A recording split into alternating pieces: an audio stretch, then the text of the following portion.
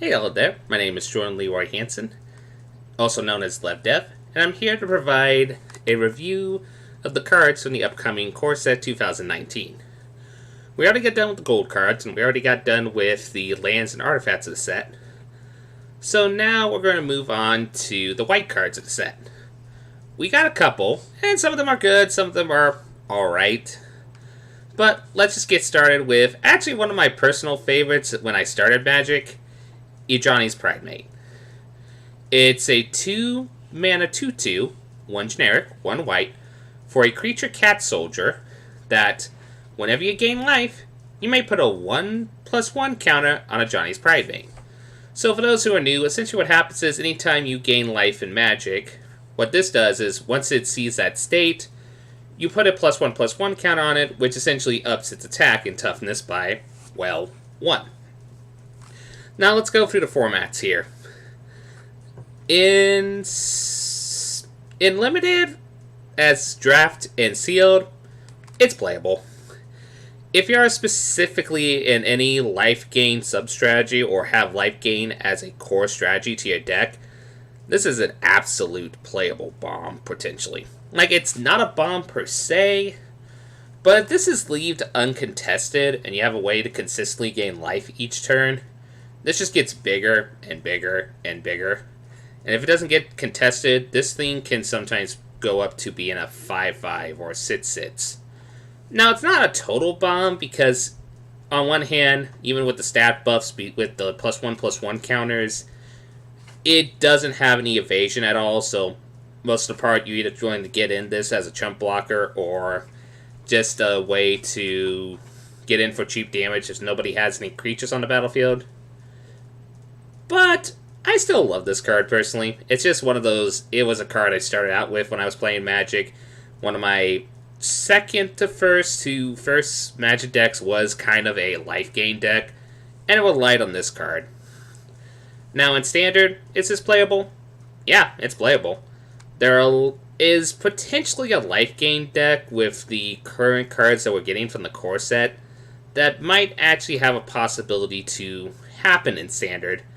And this is going to be one of the Standard 2 drops for that life gain deck. Like I said, if this is left uncontested, it just gets bigger and bigger and bigger and becomes a more consistent threat. The only reason that I am tempted to go to maybe with this, even though I think it's still playable, it's that, well, we are in a very removal-heavy centric meta at the moment. I mean, all the colors have a variation of way to remove creatures, early 2-drop creatures. There's Fatal Push, there's Shock, Lightning Strike, Abrade, Cast Out if you're desperate enough. There's just a variety of ways for creatures to get removed relatively easy. So, but still, I think this is going to be a playable card. It's just a card that it might just be the sacrificial lamb for just fishing out early game removal so you can get into a core game strategy with the life gain deck. Because there are other cards that actually synergize with that very well that we'll get to within the white review. Because, hey, white and black coincidentally signpost life gain. Yeah. So, now in Modern, yeah, playable card. It's a card that actually sees play in the Soul Sisters deck. Now, with the Realms of Fatal Push, it's not as much as a popular deck as it was before. But still, it's playable, and it's just one of those cards, like I said.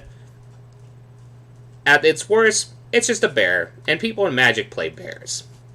But with any life gain sub-strategy or strategy with your deck design, this just can become from being a bear to a really significant threat later in the game if it's left unanswered. Now, in Commander and Brawl, yet again, playable card. There are people who play this in their cat decks just for the heck of it. But it's also just a very useful card in, yet again, decks that rely on the life gain sub-strategy. This is kind of like when I'm saying, like, while Founded Renewal is a really bad card, as I mentioned in the Artifact review, if for some reason you got a playset of these buggers, I would probably take the risk of running it just for the sake of thinking that I might have a chance to get a 3 mana free that becomes a 4 mana 4/4, etc., etc., etc. Now, in eternal formats like Modern or not Modern, we already talked about Modern, but Legacy and Vintage, I'll go with a maybe.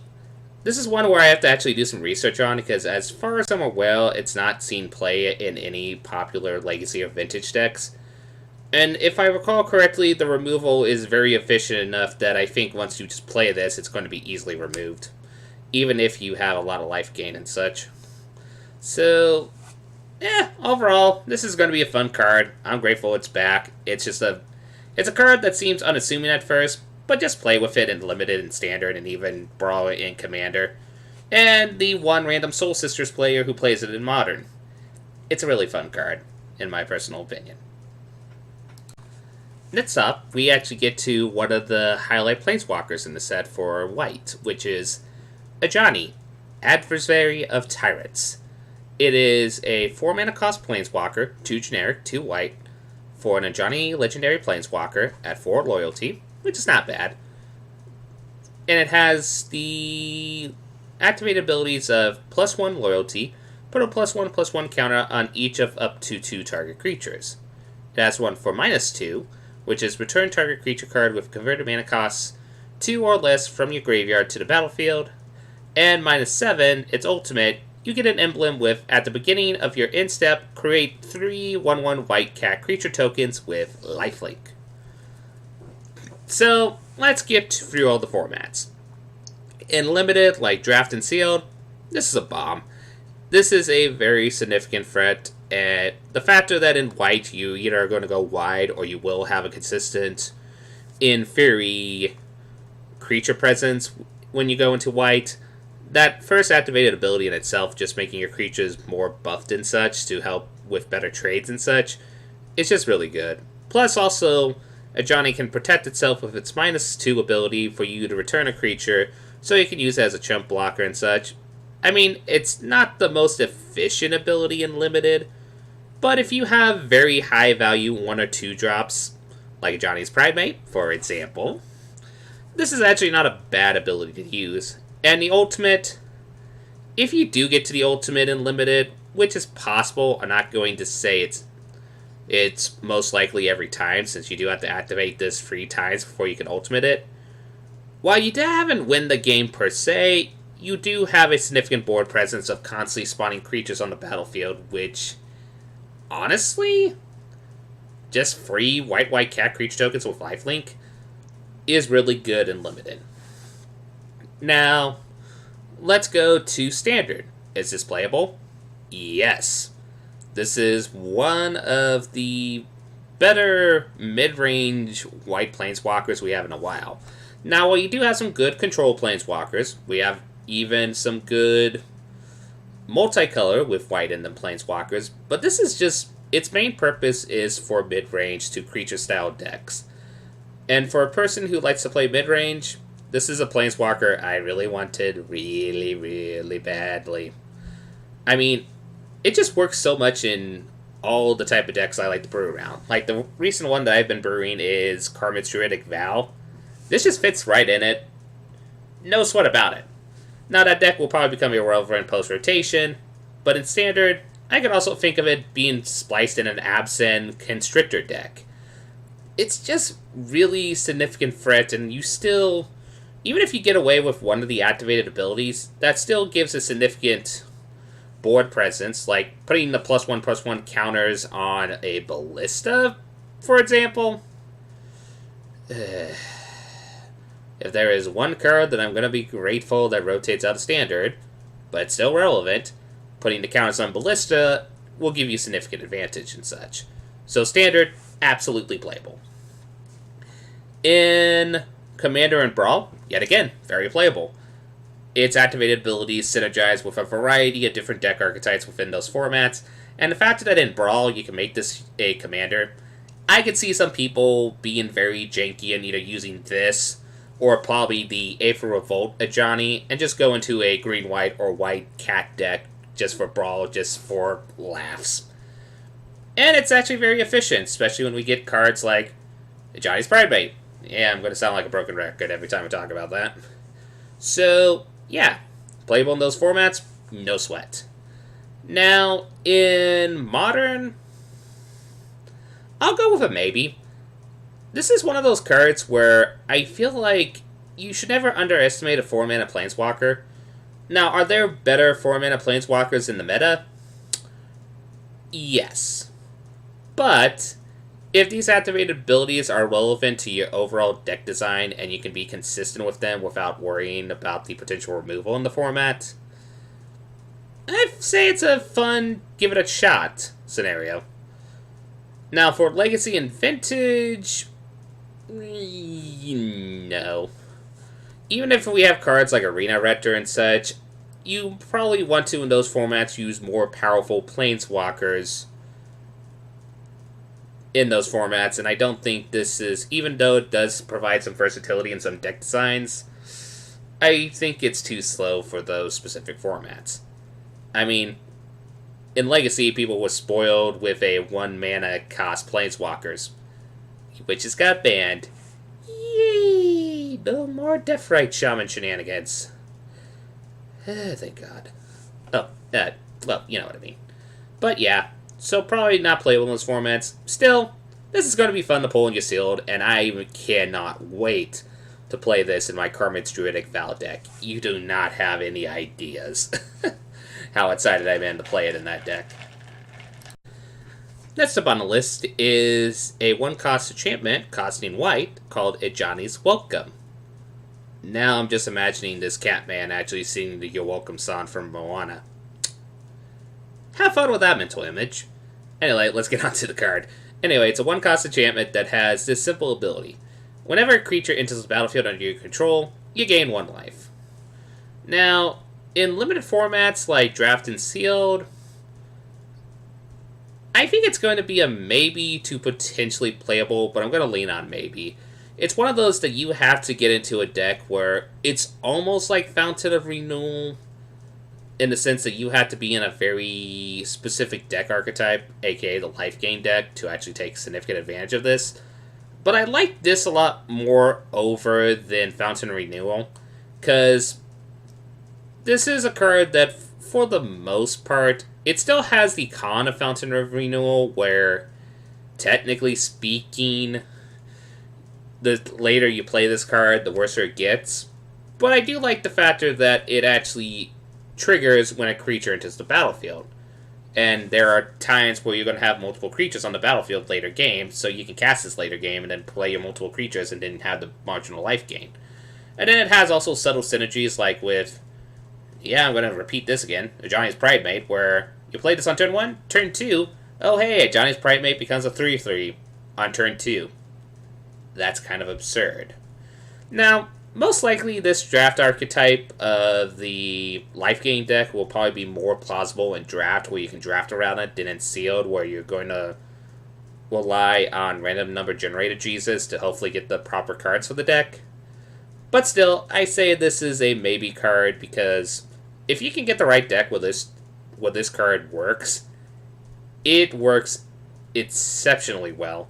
And the enchantment removal is very fringe in the format, so give it a shot if you are in the life gain deck. In Standard, is this playable? Yes, this is a playable card. If there is one card that the horse decks really, really needed to potentially be playable in the Standard format, this is the card. The factor that you can play the... oh, I'm forgetting the name of the Hour of Devastation horse. Crested Sunmare, that's it.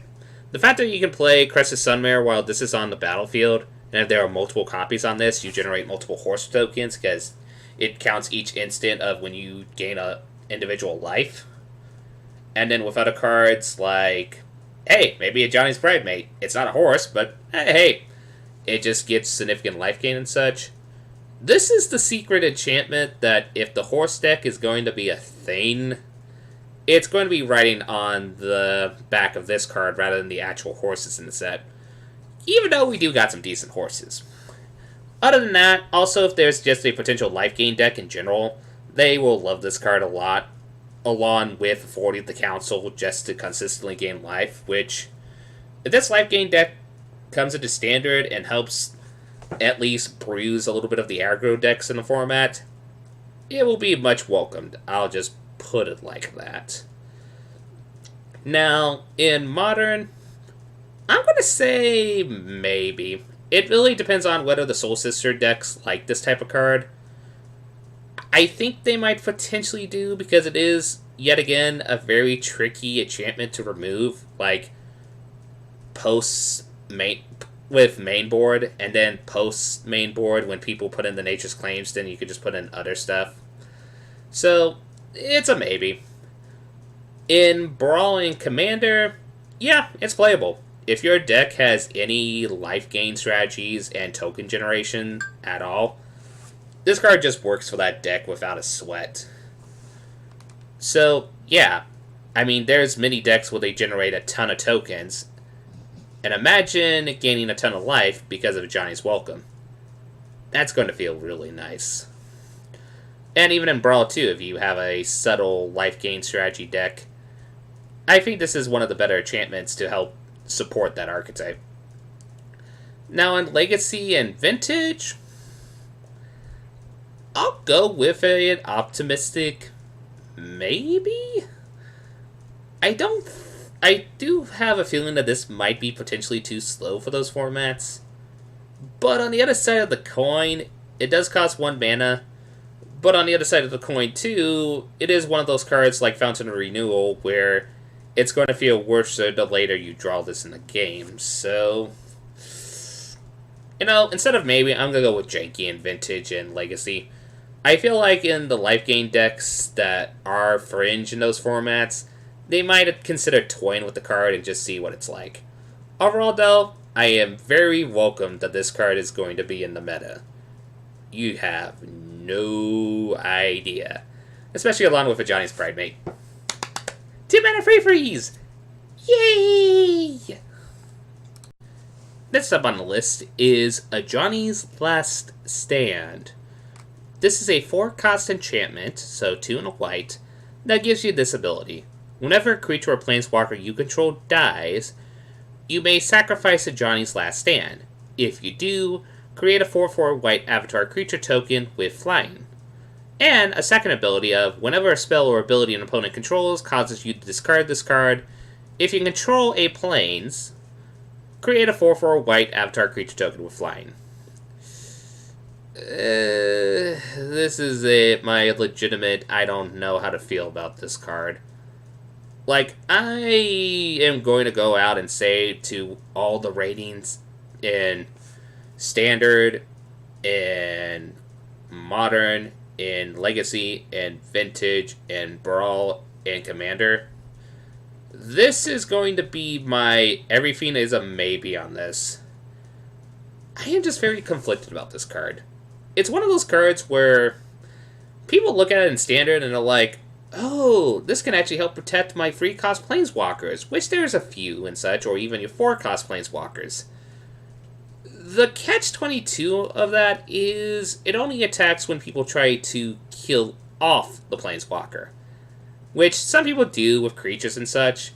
It doesn't protect, though, against, say, exile spells, which, with Vraska's Contempt in the meta, yeah, you kind of see where I'm a little conflicted on with that. On the other side of the coin, this might also just be a value creature insurance card. You are significantly reliant on a free drop. You play this on turn 4, then the player has to determine. But even then, if they already had the removal spell on hold, they would probably just cast it right when you try to cast this. Maybe it's better as a 5-drop insurance card. You cast this on turn 4, and then turn 5, put your value creature out on the battlefield. And then if the opponent decides to try to remove it, then they have to realize they have to deal with a 4/4 token. Which, on the other side of the coin, it's a token, and it's easily going to be fatal pushed. Yeah, I am. But on the other hand, with Annoyed Procession, you can actually get 2 4/4 token. Are you kind of seeing where I'm very conflicted with this card? It's one of those cards where it is going to be, I think, very meta-dependent. There's going to be that second ability alone is where I'm kind of like, okay. Because there are decks and formats and multiple formats that make you have to discard a card and such.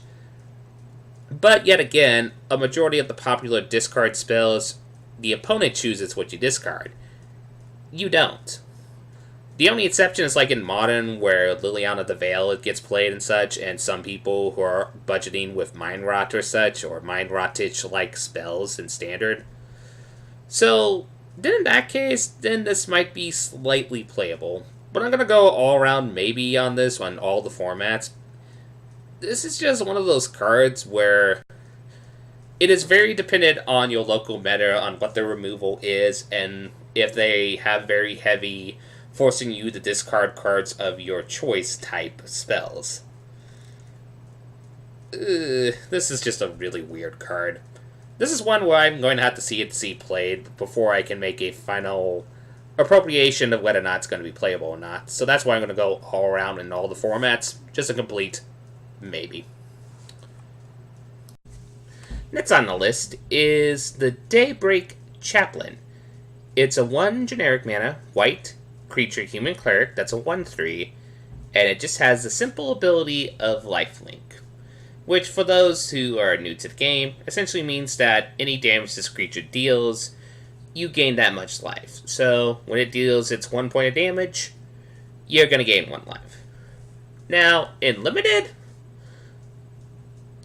I say this is actually a very playable card. It's one of those, it's not the most exciting card to put in your deck, don't get me wrong, but for any deck that's trying to do a life gain strategy that the black-white deck is trying to encourage, this is actually just a fine 2-drop. Chances are a majority of the life gain decks are going to be somewhat defensive. I've seen some that have been on the aggro-based shenanigans, don't get me wrong.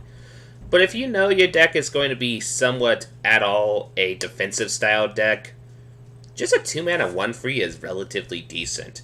Especially since you see that a majority of the early game drops in the meta are just 2-attack creatures. So this is just a really decently annoying wall for the deck, for any limited deck that plays white. Standard, I'm going to go with a maybe on that one. It's one of those cards where, on one hand, it's a nice wall. On the other side of the coin, we are in a heavy removal-based meta, so I think this is just going to easily die in the life gain decks. If you need it as a 23rd card for a life gain deck, it's not the worst card in the world. But if I was going for a life gain deck, I would rather have one that's, say, I don't know, when it dies it generates a token or something, or something that has benefit once it pretty much either dies or such. It might be a funny inclusion, say in a Godfarrow's Gift deck, but, well, Angel of Invention pretty much is, if you need your life gain sub-strategy in that deck archetype, you pretty much are going to Angel of Invention. So, in Standard, I think it's a good budget option at the very least, but it's a maybe. Now, Brawl, yeah, it's playable. If you have a life gain strategy and you need another 2-drop since you can't put 4 Johnny's Pridemate into the deck, it's fine. It gets the overall, what I'm going to think is the overall archetype for black-white decks that go into the life gain strategy or any other type of Brawl deck that goes into a life gain sub-strategy. It's a fine 2-drop. It's not the fanciest in the world, but it's fine. Commander, I'll go with maybe. It's one of those cards where, on one hand, the format is big enough that there's a variety of better life gain cards within it that people would probably want to play over this. But you always have to consider the budget options, and it's a decent budget option for early game. I would say it will easily be cut out when someone finds a better card for their sub-strategy, but, if they need a card, this is not the worst replacement card. Now, the thing that caught me by surprise is the Eternal formats. Both in Modern and Legacy, this is actually a maybe. And the reason why is, I can't remember the exact tournament this was, but it was either in a Modern or Legacy tournament in the Star City Games Open. This actually saw play in a deck that topped, which caught me by surprise. So, yeah, it actually has the potential to be playable. And also, special notice that it might actually see play in Pauper, because, well, if you have any life gain sub-strategy in Pauper, this is a decent card for it. It probably will not make anybody's cube, but it's not a bad option. Vintage, I'll probably go and say no. It's a card that, I don't know. Vintage, it's no. I think there are better 2-drops that if you even do try a life gain sub-strategy that you would rather prefer over this.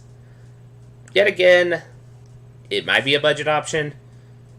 But on the other hand, if you're playing Vintage, I don't know if you're exactly going to be looking, well, I guess you do want to look for budget options since you have to sometimes pay for some more pricier cards. But, yeah, still, this is a great card for limited formats, and it might actually see some fringe play once in a while in various formats. Never all, it's just not a bad 2-drop in general. It's just a really decent 2-drop. Nothing more to say about that. Next on the list is the Aegis of the Heavens, with actually some really dope art. It is a 1 generic mana and white instant spell that gives a target creature +1 attack and 7 defense until end of turn, and that flavor text, and its strength is never seen until it makes all the difference. Now the question is, will this make a difference in any format? Let's figure this out. In Limited, I say it's a maybe. It's one of those cards where I think people will get into the best case mentality and they think, oh, this actually is a really good combat trick.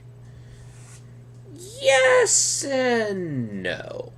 On one hand, if you're a very stat-oriented style deck and the way you're doing your trades is Titanic growthing or just trying to get the bigger stats, it's somewhat decent, but honestly, Titanic Growth is kind of the better option because that significant attack boost is something to really consider. Just the fact that you get a high stat boost is in the toughness department, unless you're the lucky bloke that pulled an Arcades in his draft. Yeah. Now, on the other side of the coin, I think it's one of those cards where it might be a little bit unassuming at first, but if white does need a combat trick, it's not bad. The problem is, though, it doesn't protect you against direct removal, such as anything that destroys a target creature, or it doesn't protect against most board whites in the format. So, I'm just going to say limited's maybe. Yeah, it's going to be hilarious when you play it in the Arcades deck and you try to swing in with Lethal with that one wall and make it into swing it for 9 damage. Yeah, don't get me wrong. But I think at all it's just going to be a okay combat trick. It's not amazing, but it's okay. In Standard, I'm going to say it's janky.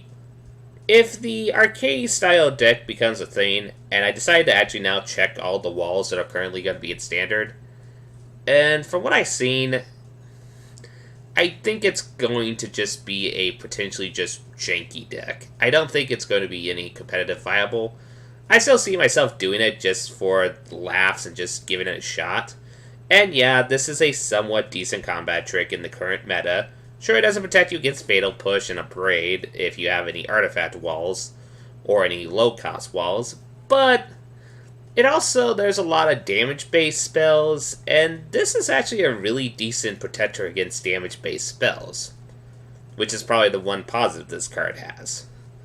So I'm going to say it's definitely janky. I can't wait till somebody tries to make the Arcade Standard jank deck and then just use this as like a potential victory condition by casting this and then, I don't know, giving one of the defender that got this double strike or some shtick like that. That would be hilarious. Now, in Brawl, it's playable. It's one of those where you can't put all the good combat tricks, like you have to limit yourself to one combat trick, and if you need like a second, hey, I need to protect my creature, this ain't bad. Plus, if you make an Arcades Brawl deck, it's actually kind of funny to put it in there. In Commander, yet again, it's playable. A majority, though, to be fair, in the majority of Commander games, the removal is very destroy creature oriented, not burn based. With the exception, depending on what deck you're going against, there are some burn decks in Commander, to be fair. So, it's just one of those, it's a somewhat decent combat trick in Commander, and if you do play the Arcades Commander deck, yeah, this is just secretly a funny card for the deck. Modern, it's a maybe, I would say.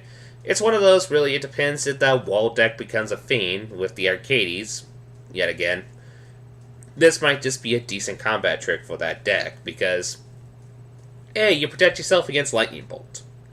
Which, might be relevant. On the other side of the coin, you could just also play that free cost wall that had Shroud, so... But on the other hand, it might also just be decent for a lethal, like a way to be a victory, as a win condition to make your wall have high toughness and go in for lethal. There is that, actually. Kind of like as I mentioned with Standard and all the other formats.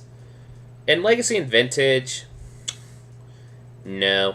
There's just really, really better options that you would want to be playing that are combat tricks. If you even need them, and I don't think they're looking for something that gives one of their creatures a big butt. Nah. It would be probably funny to see somebody do a janky variation in one of those formats that might have this card, but I don't think you'll see play there. Overall, I think this is just a decent combat trick. It does feel weird that this is an uncommon, though. This is one of those uncommon spells that I'm kind of surprised it's not a common, because while that ability looks powerful at first, the more you think about it, it's kind of mute. Sure, it's going to be a decent combat trick, but nothing more. Unless you pull Arcades. Then this card's power curve comes significantly high, in my opinion. Next on the list is actually a really cool mythic that they provided for the core set, and that is the Resplendent Angel. A 1 generic mana, 2 white, for a creature angel, free flying, and at the beginning of each end step, if you gain 5 or more life this turn, create a 4/4 white angel creature token with flying and vigilance. Wow. And then it has a mana sink of free generic and free white that until end of turn, Resplendent Angel gets +2/+2 and gains a lifelink. Okay, this is going to be an easy one to review. Is this playable in Limited? Yes. And not even for that second problem of all. It's just a free mana free flyer, which that can be really good. Yeah, it's prone to a lot of removal in the format, don't get me wrong, but it's just a decent... Oh, not even decent. It's just a really good free drop creature. A free mana free flyer. That can just help you win some games, especially in the early game if you have any aggro-based meta. And if you are in the life gain deck whatsoever, and you can try to get away with the second ability, that's just gravy on the cake. I don't think it's 100% possible, though. And the main reason why I see that is because a majority of the life gain in the quote-unquote decks, with the exception of a few cards, are mostly very minimal life gain. Like, you gain 1 life, you gain 2 life. Sometimes, if you're lucky, you may gain like 3 or 4 life. Gaining 5 in a turn is tricky. Though that mana sink itself is just really good. It's good as a combat trick. It's also just good if you do want to take advantage of that second part of the Tets and, hey, get that 5 life real quick, which will be great in the life gain decks, and then just create a token, which is a 4/4 flying vigilance. That's absurd. This card's nuts. This card is legitimately nuts. Now, in Standard, is this playable? Yes, this is a really playable card in Standard. This will probably see play... Some people are going to be toying with this card for the God Pharaoh's Gift deck. Especially when they have stuff like potentially Shalai that can give it a buff, and then there's cards like Angel with Invention. That's just a way to give this natural 5/5 and then just use the mana sync ability and make it like attack like potentially for 7/7 with lifelink, or just use potentially even a combat trick to give it lifelink or an enchantment and such. It's just, this card is absurd. It is. And even the fact that the majority of the Godfarer's Gift decks have relatively decent creatures that they don't mind putting in to regenerate with Godfarer's Gift and then get lifelink through that method alone, plus the generation tokens, and even the variations that run Anointed Procession, creating more tokens, it's just, yeah, this is going to see standard play. Guys, this will see standard play. You're going to be very annoyed at this card, but it's going to see standard play. I would be surprised if it didn't. Now, in Brawl, is this playable? Yet again, yes. It's just a really good free cost creature. Free mana, free flyer. If you have a life gain strategy, great. Those token generation deck, it's great for that. It's just, you're running the gimmicky, just put all the angels in a Brawl deck and all the combat tricks to support it. It's great in those decks too. It's just, wow, it's just, the fact that it creates the tokens that have vigilance and flying, that's just a part of me that I'm taking a look at this card and tilting my head sideways. It's like, usually when you get cards like this that create angel tokens, the only thing they are, they're just like 4/4 flyers, which is great. But the fact that they have flying and vigilance, that makes them both great attackers and blockers, just, I don't know what to say. It's just, wow. And then in Commander, is this playable? Yes, this is playable. In the decks that either are token generation based or life gain based, they will play this card. I mean, even in Commander with cards like, not even Anointed Procession, like with, like the recent Battle Bond card, Doubling Season, or the many other ways that we can, like in green-white token decks, get additional tokens, this can just secretly be a victory condition all in itself. Modern, it's playable too. It's a free mana free, and in the Soul Sisters decks, they might actually be very tempted with this card, especially when it has very relevant abilities that help synergize with that archetype. Yeah, it's playable. The only ones where I'm going to say the no to is probably Legacy and Vintage. While this is an amazing free drop, I don't know if it's competitively viable in those two formats. I think it can easily be removed by the amount of spells that are in that format. And I think, even though I love this card, I do think those abilities are too slow for that specific format. Nevertheless, this is one of the, like, this is a mythic card, no sweat about it. This card is just legitimately nuts. And if you see this in draft, play it, and also if you have it in your collection, well, have fun with it. You're going to enjoy playing this card potentially a lot. Well, unless you're the type of player that doesn't like life gain or token-based decks, then maybe you're just going to use this as trade fodder, which, not bad either, considering the price at the moment, so get to it. Next on the list, for people who played in Dominaria, they might be having a case of deja vu, especially with the art. It's Invoke the Divine, a 2 generic mana and 1 white for an instant spell that says, destroy target artifact or enchantment, and you gain 4 life. So, yeah, is this playable and limited? Yeah, it's playable. I mean, don't go crazy for it. I think it's one of those it's good as a one-of if you're playing white. There's just a lot of, well, I don't think you're going to be paying attention like you did in Dominaria about the artifact part of it. I think also, like in Dominaria and even in Core 19, the enchantment part is probably where you're going to use this card the most, since there is a lot of very scary enchantments in the meta.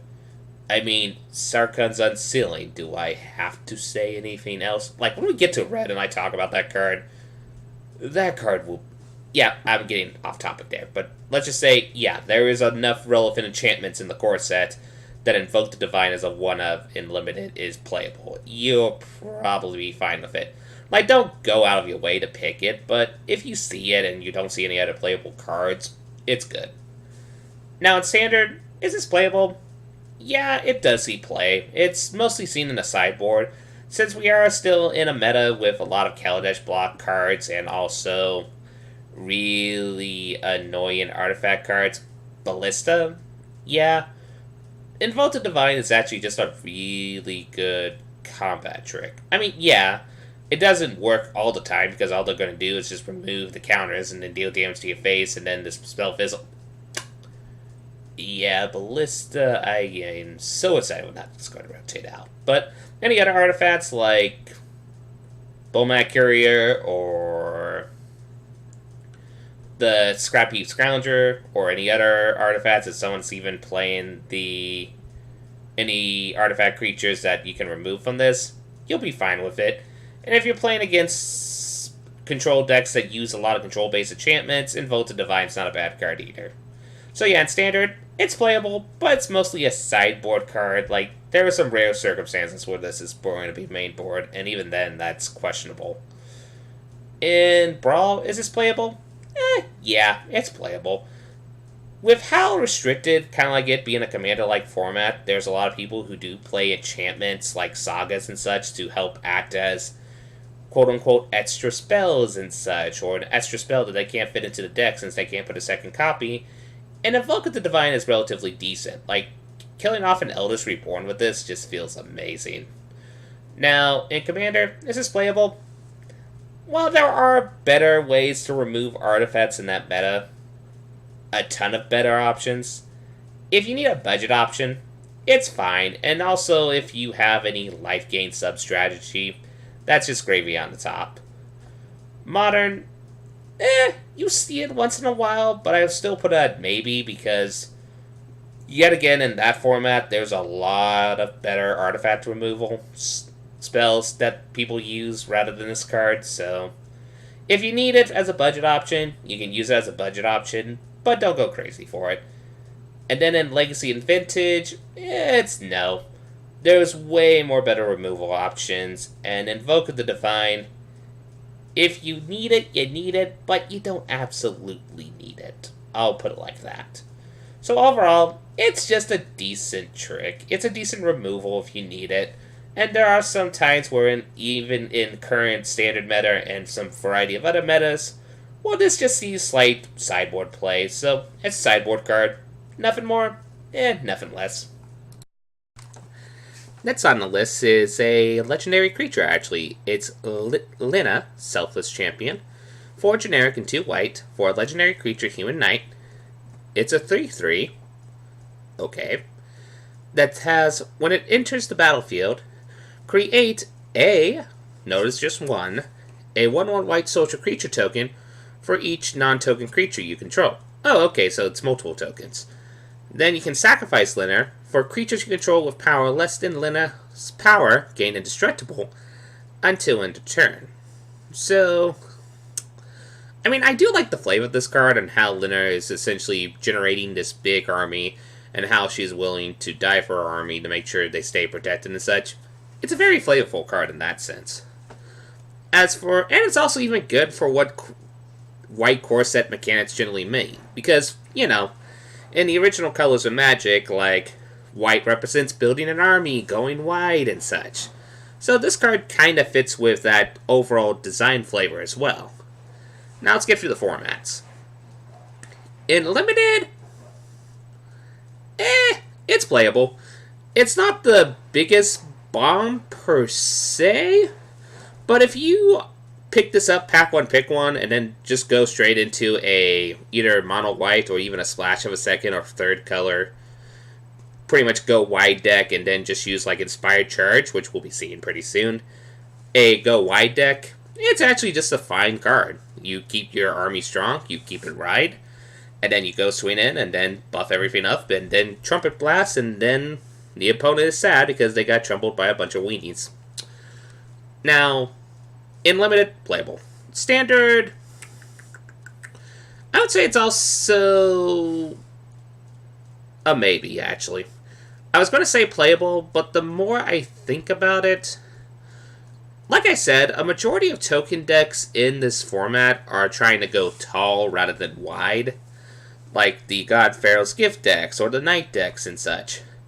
And this just seems a very mute card for those type of decks. Now, there could be somebody that tries to make a go wide deck or try to make the cat deck work and might just squeeze this in just for testing purposes alone. Though, and the problem is it doesn't technically work in the night decks because people are like, oh, it's a knight, so it goes in the night deck, right? No, because, well, all her abilities, with the exception of the second one, are kind of mute. The first ability just creates white soldier tokens for every non-token creature you control. Well, if you're going into a knight deck, which in theory is going to be a token-based deck, there's not going to be non-token, non-knight creatures, so you're not going to make that many tokens as you would. So you would be making at least one knight token in theory. Also, the sacrifice ability, if this is the knight deck that we're thinking about where their purpose is going tall, those cards will relatively get bigger than Lina, so her sacrifice ability is very mute. So in Standard, if for some reason, somehow, a go wide, maybe Boros aggro deck exists, then there might be the possibility that this card will see at least a play as of 1 or 2 of in a deck. But that's a legitimate maybe. In Brawl, it's playable.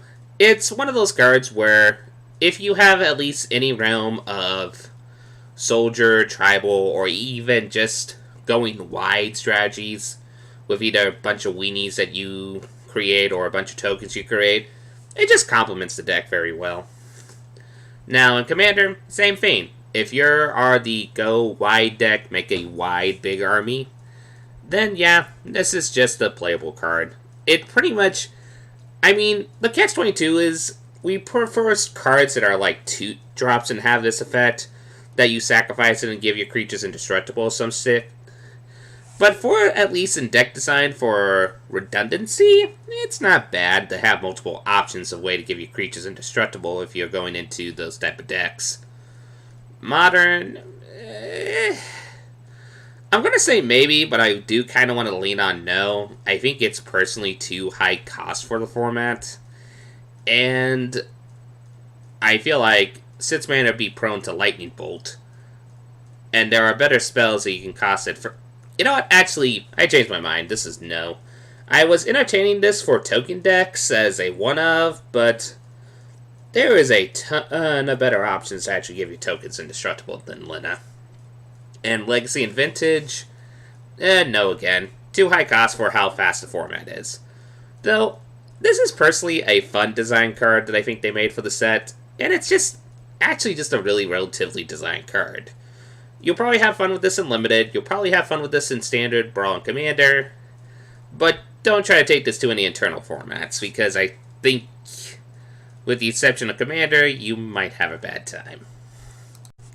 Next on the list is the Angel of the Dawn, a 4 generic mana and white for a free flying creature angel, and it has the ability that when it enters the battlefield, creatures you control get +1/+1 and gain vigilance until end turn. And also that art is actually really stunning in my personal opinion. Now, let's go through the formats. Limited, yeah, this is a legitimately playable card. I wouldn't call it an exact bomb, but it's a really powerful card, I would say. Especially if you have any go-wide strategies or such, or if you know you're going to have a wider board presence than your opponent. Because that's buff that you get by giving everything +1 and +1 in Vigilance is very relevant. You can go swing in, hopefully not have that many combat trades, and then essentially then now have a bunch of defenders if they bring like some haste guy or something. Plus, even with that ability alone, you still get a free flyer, which, while for 5 mana is not amazing, it's still not bad. I mean, free flyers are good. This is a format where flyers are going to be relevant. So, keep that in mind. So yeah, this is just a legitimate, just, playable and limited. In Standard, I'm going to go maybe. This is one of those cards that I think it's going to be more of a budget option for some decks rather than an actual legitimate choice. So I'm just looking at this from a budget option perspective. But Honestly, in Standard, there's a lot more better angels that if you are going to use this sub-strategy, that you could probably play and just get a lot more better effects than a temporary buff of giving everything +1/+1 vigilance. It's still not a bad card, and the only reason why I'm just saying legitimately maybe, even though I am kind of wanting to lean unknown, is because, in a weird, kind of funny fact, this is actually kind of a semi-reprint in a sense. It's a reprint of a card from Kaladesh, which actually had the same exact stats, it had the same exact cost. The only thing that's different about it is the creature type. If I recall correctly, the Kaladesh block one was a bird or an eagle, while this one is simply an angel. And if my recollection is correct from all the time I played Standard during the Kaladesh block, that card did not see play in any Standard decks, so why would this? Now, let's go to the next format. Brawl. Yeah, it's playable. It's one of those, if you need a budget option, it's just a good option. And if you want to go into a Angel tribal deck with Shalai or something, or not Shalai. Shalai? Yeah, Shalai. Or just even Laya Dawnbringer or such, it's not bad as a 25th Angel for the deck or something. And Commander, I'll go with maybe.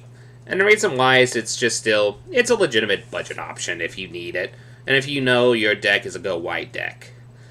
The problem is, though, there are better options for go white decks in the format to use rather than this.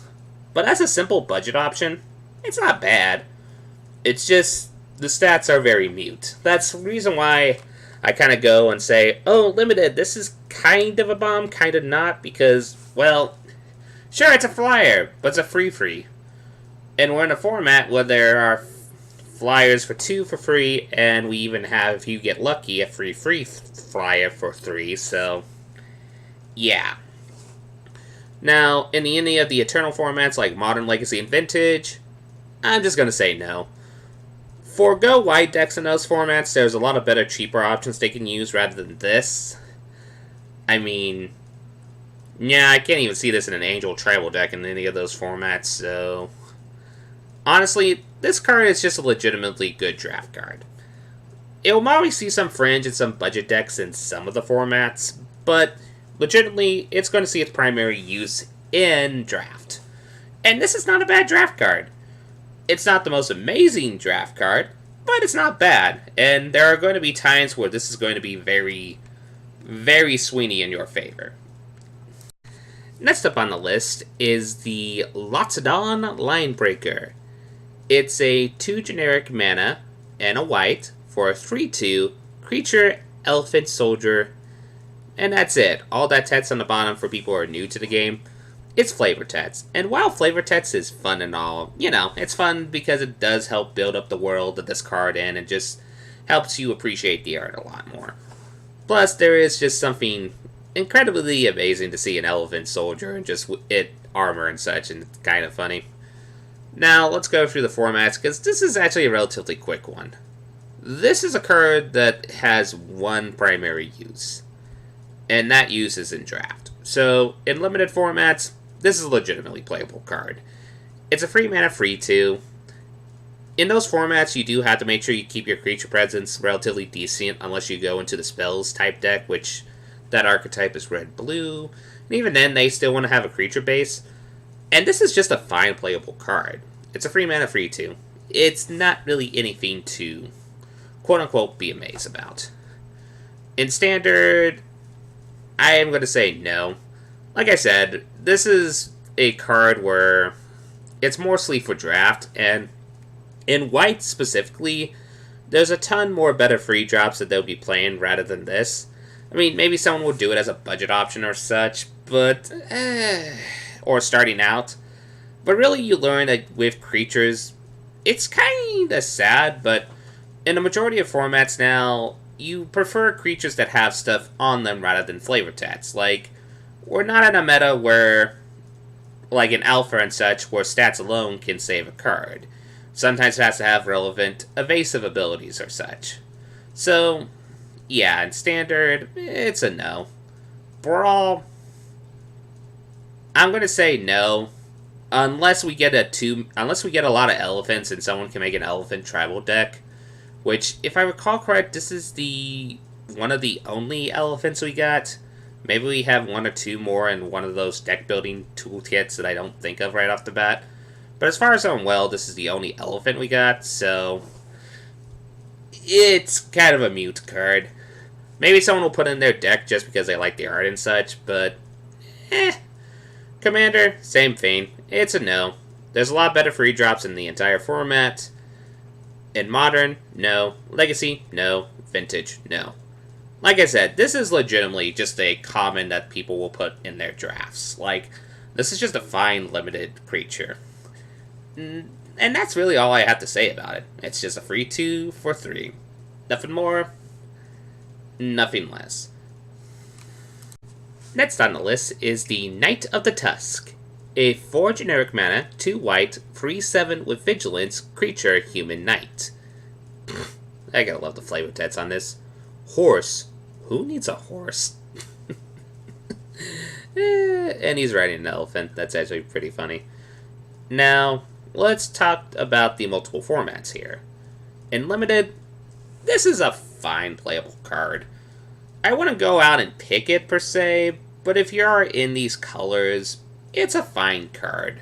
The problem is, the catch that this card does have is that this is going to be a Flyers format for most of the part, so even though the stats and the ability are going to be relevant against some matchups, for the most part, most people are trying to find evasive ways to get past this creature, so it's kind of a mute point. Unless you enchant this with something, and I think there's not any flying enchantments, it's more just, oh, make it unblockable, or give it a giant stat boost or some shtick like that.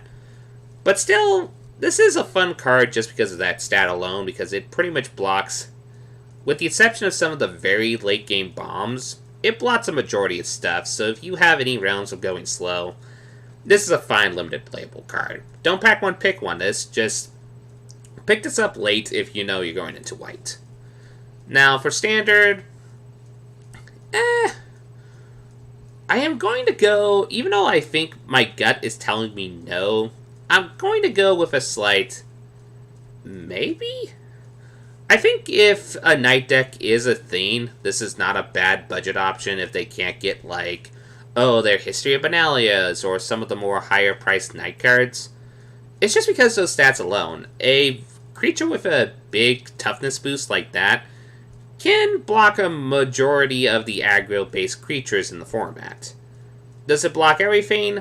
No, and there is a chance it's just going to probably get unlicensed disintegration, but, if it has to be the sacker of that, with your other relevant Night Lords and such being able to hopefully survive, I think that's a fair trade. So in Standard, I think this is going to be a playable budget option. Though, I'm going to stick to maybe because I know that the removal in the meta can easily kill this right off the bat. Now in Brawl, it's a maybe. If you're making a Knight deck and you need like a 37 Knight for your Knight deck, it's not a bad option. That toughness and vigilance alone is actually pretty relevant. In Commander, I'm going to say maybe. I think there are way ton better Knights in that format, but yet again, it's a budget option, and I think I might even toy with this in my Dragon Knight deck for Commander, but even then, better options. So unless if I'm desperate, like if I have to make a cut and I need to put a lower power option, this will work. Now, for formats like Modern, Legacy, Vintage, nah. This card is relatively too slow for those formats, and I think the stats are not that relevant for those formats, in my personal opinion. So honestly, play this in Draft, and maybe splash this and try it out in some casual formats. But other than that, it's just a relatively decent draft card. Nothing more, nothing less. Next on the list is the Gallant Calvary, a free generic, white mana creature human knight, a 2/2 with vigilance, that has the ability that when it enters the battlefield, create a 2/2 white knight creature token with vigilance. Now, let's go through the formats. In Limited, it's a playable card. It's one of those I wouldn't go like pack one, pick one it per se, unless the pack's like really bad. But usually creatures that help create a copy of itself, for the most part, are actually relatively really good creatures in Limited. Especially this one, since it creates a 2/2 with Vigilance. And if you have any element of flickering or bouncing and such, it's actually pretty cute to try to play it with the card. So in Limited, it's playable. Don't like pack one, pick one, but you just can pick it up relatively quick. Standard, I say it's playable. If the Knight Dex is going to be a thing, I think this is a card they really wanted, since it's a non-spell variation of pretty much heroic reinforcements or something. So it allows them to get a creature both on the battlefield and able to create the token, which is actually really nice. Plus it helps them with their Knight synergy and allows them to go tall and such. I think it's a playable card in Standard alone for that. Plus, I don't know, it might be a good budget option for a Godpharaoh's Gift deck. Maybe, I don't know. Brawl, yeah, it's playable. If you're playing Knight Tribal, this is pretty much a nice card for the deck. Commander, maybe. It's one of those cards where I think if a Knight deck in Commander is a thing, which is a thing sometimes, I think there are better options, but it's ain't the worst budget option. Modern, no. Legacy, no. Vintage, no. It's pretty much, even though it's a decent body and a decent ability, I think it's too slow of a card for those formats. Overall, though, I think this is a nice draft card, and I think it will see some fringe play in Standard and maybe even Brawl and Commander, personally. Next on the list is Revitalize, a 1 generic mana, white mana instant spell. Gain free life, and draw a card.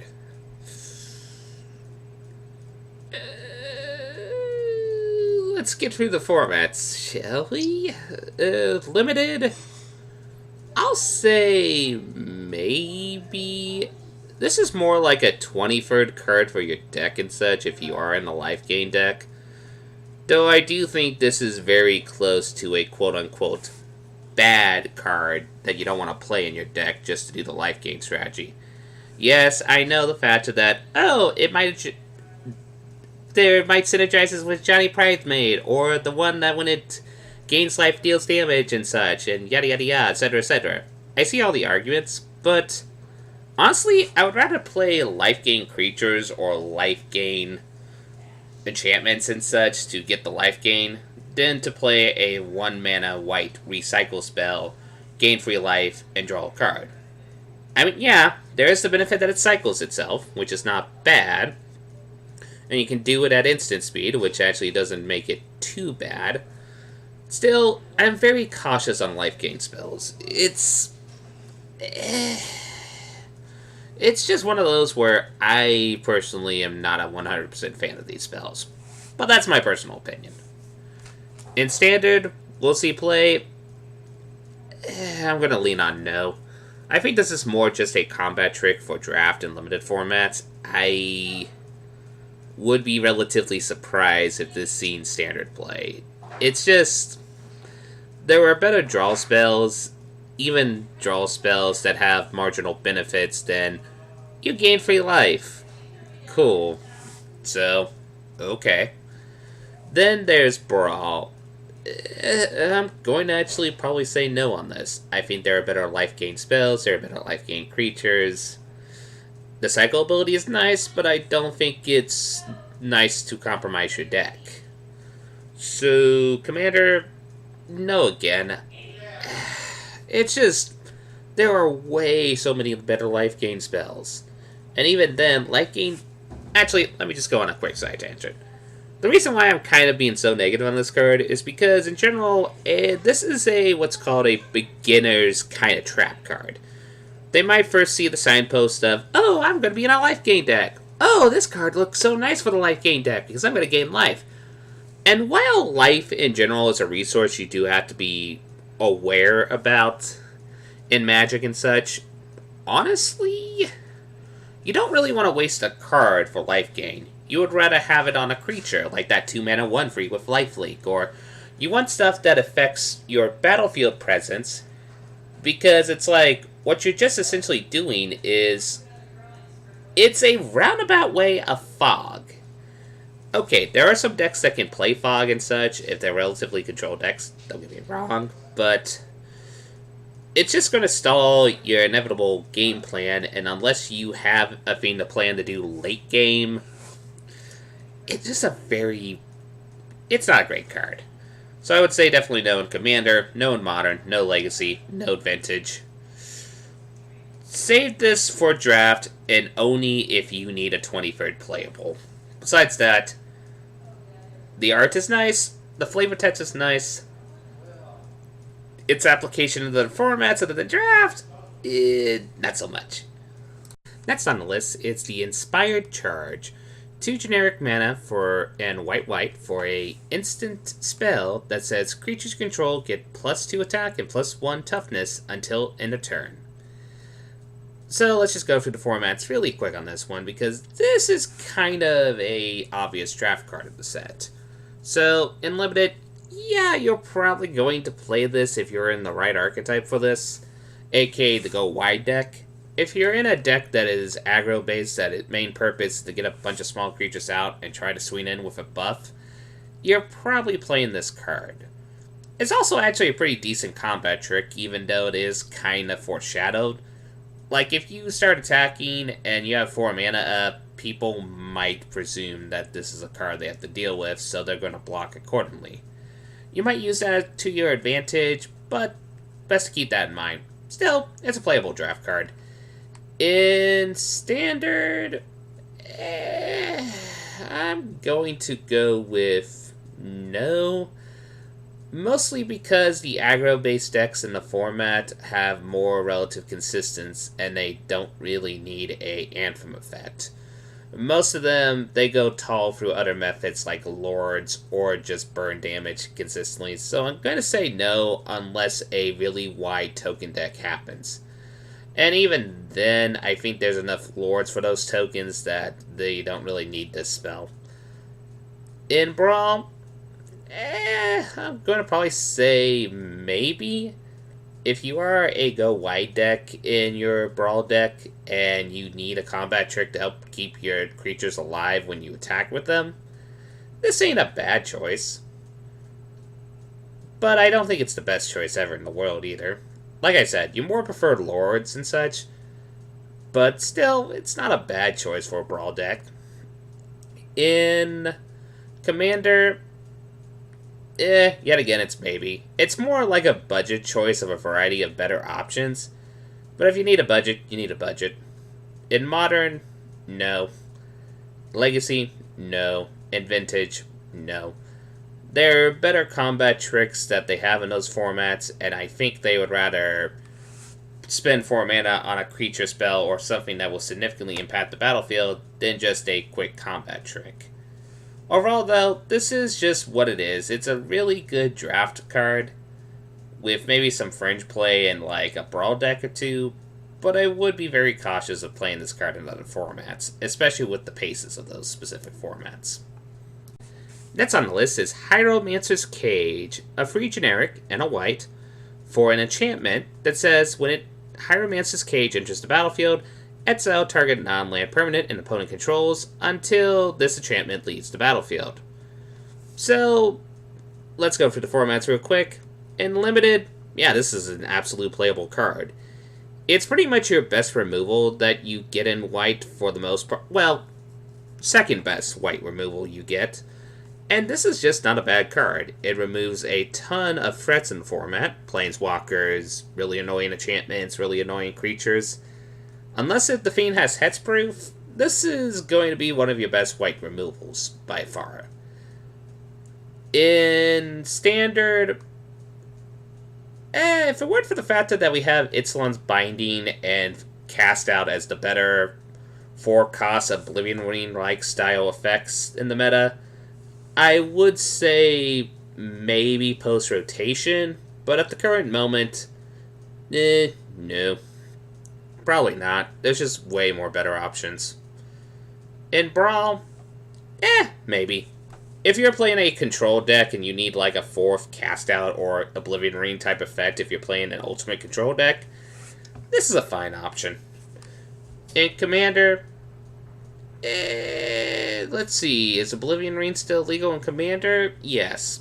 I would say if you need a budget Oblivion Ring, it's fine, but this is a maybe leaning on to no. In Modern, Vintage, and Legacy, no. Honestly, this is just your best white removal in Draft, and it might see some budget play in some casual formats to even standard format, but I would be very cautious of trying to play this in Eternal. Though it's a great draft card, don't get me wrong.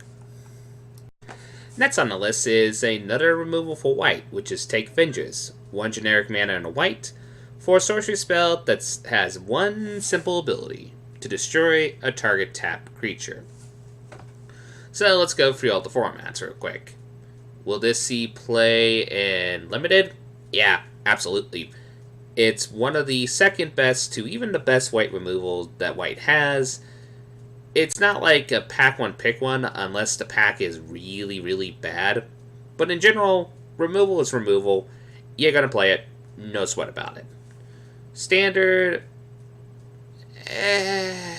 I'm going to go lean on no. Most people prefer their removals in this format at instant speed or with flash and such.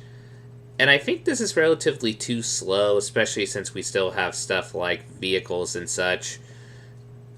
I mean, it's kind of cute to think in a budget option against aggro decks, but there are way better 2-cost removals in the format and 2 better in white. Seal away. Enough said. Now, in Brawl, budget option, maybe, even though I am kind of leaning on no, but it's a maybe. Commander, no, there's a way ton of better removal that you would rather have at instant speed than sorcery speed. And then Modern, Legacy, Vintage, no.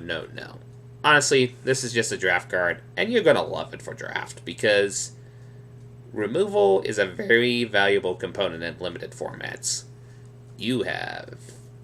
Some of you who are experienced with it will have an idea how powerful removal is, but for beginners, don't underestimate removal. Removal is really good in these type of formats, unless the format is really, really, really slow. So, don't take this for granted. Next on the list is the Remorseful Cleric. A 1 generic mana in white for a 2/1 flyer that's a creature spirit cleric, and has an ability that can sack itself and exile all cards from target player's graveyard. So, let's go through the formats pretty quick on this one. Limited. People might accidentally mistake this to not be a playable card if they're beginners, because a 2-mana 2/1 flyer is not exciting for beginner players, but this is an absolute playable card. The factor, you can just ignore the second part of the text, like there are some times where people will try reanimator strategies within Limited, so it might become relevant, but for the most part, you're playing this because it's a 2-mana 2/1 flyer, and there are enough aggro-based decks in the meta that you would not mind this. And if you can get used to the second ability, cool. But honestly, this is more playable because it's a 2-mana 2/1 flyer. That's just really good and Limited. In Standard, seeing how many Godpharaoh type decks that there are in the meta and how many reanimator shenanigans there are, I say this is an absolutely playable card if you're playing white. It's a 2-mana 2/1 flyer. It is prone to a lot of removal, but you can just essentially play this and then activate the ability. There's some people that still might prefer the artifact sub-strategies for trying to graveyard hate shenanigans, but this is not a bad budget option if it goes with your overall game plan, like if you're a Flyers type deck or such. This is just a good option in general for Standard. Brawl, absolutely playable. It's a 2-mana 2/1 flyer, and if you do try to do some weird Spirit Tribal thing, which only thing I think that'll be viable is when maybe if Ravnica comes out, we got the Orzhov Spirit sub-strategy, maybe. But overall, if you just need a 2/1 flyer in your white Brawl deck or whatever color combination it is, it ain't a bad option. In Commander, yeah, it's absolutely playable. If you have Spirit Tribal, which is more likely in that format, you probably just put this in, and the Graveyard Hate is actually nice since there are a lot of Graveyard Shenanigan Commander decks. Modern, weirdly enough, possibly playable. The fact that it's a 2-mana 2/1 drop makes it very competitive stats, And that ability by itself, the factor that you can sack it automatically rather than having to wait to activate the ability, like tapping a creature or something, does actually make it pretty relevant, especially for a potential sideboard option, probably budget, but a potential sideboard option against the amount of popular reanimated style decks in the modern format. Legacy and Vintage, I'm going to go with maybe. It's still fast enough that it could probably compete in the formats, but I don't know if these abilities are relevant, especially with cards like Show and Tell in the format. Overall, though, I do think this is a nice flyer that you're going to enjoy playing in Limited and Standard, and even some Commander or Brawl formats, and if it gets its play in Modern, if the Spirit decks become a thing, nice. Next on the list is the Dwarven Priest, a free generic and white mana 2/4 creature dwarf relic that has a enter the battlefield effect that when it enters the battlefield, you gain 1 life for each creature you control. Now, in Limited, this is actually a pretty playable card. If you have any deck that has either going to have a wide board state or will have a decent amount of creatures, this is actually a decent 23rd card. And if you're in you're in a life gain deck, the more the merrier. It's just that the minimal life gain you can get from this is actually pretty nice, and the 2/4 stats is pretty good to help block against some of the early game aggros that are not flyers and such. So overall, decent card in that format. In Standard, I'm going to say maybe, because there is a part of me that still thinks that if a wide token life gain type deck is ever going to be a thing, it might rely on this common from once in a while as a budget option, because the factor is if there's any way that a go wide token deck is a thing, then this might potentially provide enough life to help people survive. And the 2/4 and a 2/4 is not bad. It's not great, but it's not bad. Plus, there is an element of recursion in some decks, like the God Pharaoh Gifts decks, where they could originally play this, they gain the minimal life, and then they recurred with God Pharaoh's Gift, and then they get more life, etc., etc., etc. So I'm going to say maybe, though I could see a legitimate argument for it not seeing play. Brawl, if you are playing a life gain deck, it's playable. It's just, especially if you have a token sub-strategy. Actually, this is really good for token decks. Just how much life you can gain from it, it's pretty nice.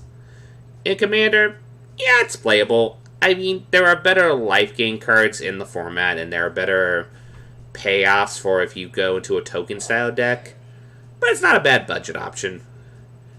And then Modern Legacy Vintage, I'm going to lean on no. I think this is too slow of a card for those formats, and even though it might be a fun toy in, say, a Soul Sisters type deck, they have better life gain cards and they have better payoffs, personally. Overall, though, I think this is just a great draft card. I mean, don't pack one, pick one this. Just make sure if you know you're going... If you have a decent white-black deck and you know you have a life gain sub-strategy and you need a 23rd card, this is perfect. It also might see some fringe Standard play, but overall, that's my take on it. Next on the list is the Shield Mare, a 1 generic, 2 white, for a 2 free creature horse.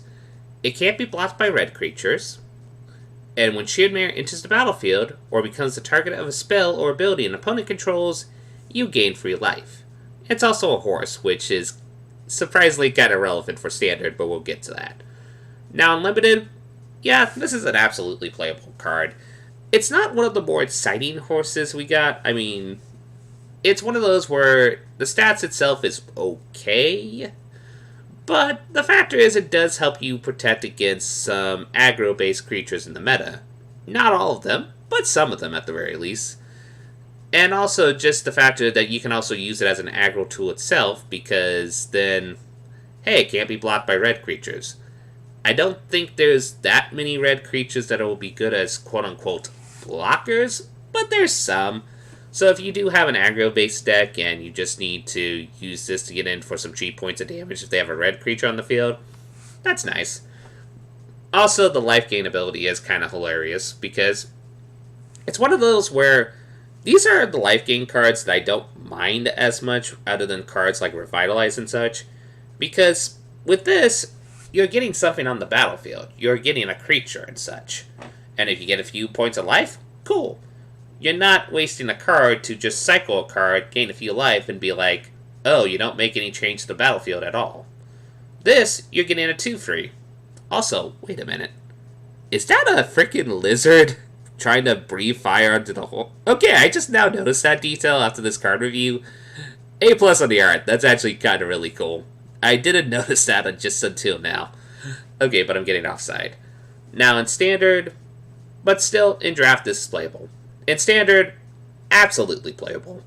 There's so many people that are trying to make the horse deck work as a tribal in the meta, and this card just works for it. You get the life gain, which synergizes with the one horse that gives tokens once you gain life, and make your horses indestructible. The life gain is actually very relevant in an aggro-based meta, and seeing that the more popular decks have red within their color base, this is just a decent free drop, and even if it gets removed, hey, you get life out of it, so it's not much of a sunk cost fallacy kind of scenario. So I think this card will definitely see Standard play, especially if a life gain deck becomes a thing. It's just a really good free drop. It's not an amazing free drop, but it's a really good free drop. In Brawl, yeah, it's absolutely playable. It's one of those cards where, like I said, overall the value you get from the card is relatively decent. And also just, hey, if someone wants to make horse tribal a thing, well, there you go. Here's another horse. Oh, and sorry for the distraction there. I'm just making sure my puppy doesn't chew anything that he shouldn't chew. Anyway, so, Brawl, absolutely playable card. In Commander, yet again, absolutely playable card. If you are playing any realm of life gain synergy type style of a deck, or try and be silly and play the horse tribal deck because why not? This is actually a nice card to add to it. Also, in Modern, I'm going to say janky, because I don't know if Soul Sister decks would like this type of card. It's tempting, though. It is one of those where you think about it and you're like, maybe? I mean, the fact that it can be used as a sideboard card if you go against aggro red is a possibility. I don't know if it's an absolute possibility, but it's something to consider. Legacy and Vintage, I'm going to lean on no, because I think while this card is great for more casual formats, I do think it's too slow for those type of eternal formats like Vintage and Legacy. Because chances are you're probably playing this on turn 3 or turn 4, and there are a lot more high power level stuff that happens during those turns if you're playing Vintage or Legacy than playing a free mana 2-3, personally. Though, I do love the design of this horse. This is actually a pretty fun horse to play with in Limited and Standard and potentially the casual formats. And just that art. Just now that I pay attention to the detail of that dragon trying to breathe fire into the horse. No, seriously, this art is actually kind of amazing. So, yeah. Have fun with this horse. If you try to play the horse tribal deck, you're probably going to put this as an auto-include, if we're being quite frankly honest. Next on the list is Luminous Bonds, a 2 generic and white mana for an enchantment aura. For the record, enchantments in the aura category are enchantments that you can put onto a creature.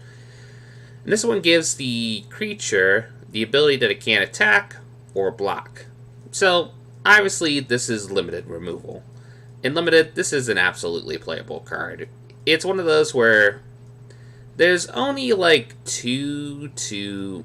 Actually, not that many hexproof creatures. There's some that have hexproof and some that have a semi-hexproof ability. But so far, this is a removal for a majority of the threats in the format. So, it's highly playable in Limited. The ability to make a creature not be able to attack or block is really powerful. The only time when this becomes significantly worse is if you're going against a sacrifice-oriented deck, and then they just don't mind this and they sack the creature that you made unable to attack or block, but that's going to be rare circumstances, and even then, this is still qualifies with the same purpose that it's really great removal. In Standard, I'll lean this on being playable as a budget option. Like I said, I still want to see somebody make the Danifa control aura deck be a thing, and this is probably something that's going to go in it without a sweat. In Brawl, yeah, I can see it being playable as well. If you need more removal for like a blue-white control deck, this is fine. In Commander, yet again, it's not exactly as powerful as an Oblivion Reentine effect, but if you need a budget option, it's fine. In Modern, Legacy, and Vintage, I'm going to lean on no. There are better removal options in those formats, and I think this enchantment is relatively too slow for those formats. Overall, though, great draft card, and just a great budget removal option if you need it for any of the more casual formats in the meta. Next on the list is a 1-drop called Leonon Vanguard. For 1 white mana, you get a 1/1 creature cat soldier that has the ability that at the beginning of combat on your turn, if you control 3 or more creatures, Leonon Vanguard gets +1/+1 until end of turn, and you gain 1 life. So, in Limited, this is just an absolutely playable card. It's not the greatest card in the world. I mean, 1/1s for 1, it's not exactly the most exciting stats in the world. But if you have any realm of a life gain strategy and you know you're going wide with your deck, and meet the condition for this to buff itself up and give yourself module life gain, this is actually a really powerful uncommon. There will be times where this will be a very mute card, but at the times where it actually gets the job done, it will get the job done. Especially if you have life gain strategies or sub-strategies such as, like, let's say, a Johnny's Pridemate, or a black card that we're going to talk about later that when you gain life, an opponent loses life, etc., etc. Like I said, don't try to just draft this and go into the life gain deck. First, make a decent white deck, or black-white deck, or red-white deck, and you see that this card can actually support your strategy, then go on with it, but it's actually still a fine playable card. In Standard, I'll make an argument it's playable, though there is some part of me that wants to say maybe on the card. The thing of the matter is, this ability can be pretty relevant if you are in a deck that can make a bunch of tokens. Like, seems to be a perfect card for the cat deck, since they are going to make a bunch of cat tokens, and you are going to get the module life gain. I could even see this possibly being in the horse life gain deck, possibly because it's another way to incrementally gain life, which then allows you to get the horse tokens and such. I mean, it could also easily be cutted out, I'll keep that in mind. There's also the fun thought of putting this in kind of like a God Pharaoh's Gift deck and make this a 4/4 that once you get your board presence wide enough that's just going to modularly gain your life. But I think there are better options on that one. Still, this is a tempting option for the cat deck if the cat deck becomes a thing. In Brawl, yeah, absolutely playable. If someone tries to do cat tribal in Brawl and such, they can play this card without a sweat. I mean, it's a 1/1 cat that has the ability that once you have all your cats out, you gain module life. That is significantly better for it, and it can attack as a 2/2, which there are some games where that's going to be relevant, not all the times, but it can be relevant. Commander, yet again, it's playable. Cat tribal is a thing in Commander that people like to try out, and this is just a fine playable cat in those decks. And if you have any life gain strategies and such, hey, solid. And especially any token-based strategies. In Modern, I say it's playable, though I could see some people arguing no on that one. I think this might be a tempting card to try in a Soul Sisters type deck, though there are probably better cards that you might have consistent life gain with, such as Soul Sisters, so I don't know. I think people might toy with this in Soul Sisters decks just to see it. I'm curious to see if it sees play in those decks or not. Or I don't know, maybe Cat Tribe will be a thing in Modern. Will it beat humans? No, but someone will probably try it sooner or later. Now, in Legacy and Vintage, I'm going to go out with no. Those formats have significantly better 1-drops and things they want to do on turn 1 than a 1-mana 1/1 that might become a 2/2 someday. Overall, though, this is a great draft card, and I think it will see play in most of the casual formats, in my personal opinion. Next on the list is a card that modern players are really keeping a close eye out of, and it's the militia burglar. I cannot pronounce that second word worth my life. It's a 2 generic mana and a white for a creature human soldier that's a 2/3. It has vigilance, which means, of course, it can attack and also block, and when it attacks, it doesn't cause it to tap and such. But what's relevant is the second ability. When it enters the battlefield, look at the top 4 cards of your library. You may reveal a creature card with power 2 or less from among them, and put it into your hand, put the rest on the bottom of your library in a random order. In Limited, this is absolutely playable. It's a free mana 2/3, which the stats itself is alright, especially with the vigilance. But mostly you're playing it for the second ability. If you're in any realm of a go wide deck or a weenies type deck, this card is perfect. It helps you 2-dial for another creature that you can put on the battlefield so you can try to go wide and then do an Inspired Call and something. And maybe you have like a value-based weenie and such that you want to try to get out real quick, and Militia Bugler does help that. Now, the fault is it does have the realm of variance going against it, since you are only looking at the top 4 cards and hoping that you pull the one creature with the power 2 or less you need. But if you make your deck consistent enough, that shouldn't be too much of a challenge, especially since it's going to be a 40-card deck and such. In Standard, this will probably see play. There's been these, if there's one quote-unquote go-wide deck that's been in the format that people have been toying with, it's kind of the Oketra Monument style decks, and this card just fits kind of perfectly into it. If you have a Oketra's Monument out, you play this for 2 mana, you hopefully get a cheap creature and such, or a cheap bear, and then hopefully it's reduced by the Oketra's Monument, and then you cast that the same turn. You literally got 4 creatures on the board by turn 4 or 5 and such, especially with those tokens that are generated by Oketra's Monument. So, yeah, if Oketra Monument decks are still a thing, they're probably looking at this card and being like, yeah, this is not auto-clued, no sweat about it. And Brawl, yeah, it's a playable card. If you have a deck that has a majority of weenies or creatures with power 2 or less, this is just a card draw engine for you, which is nice.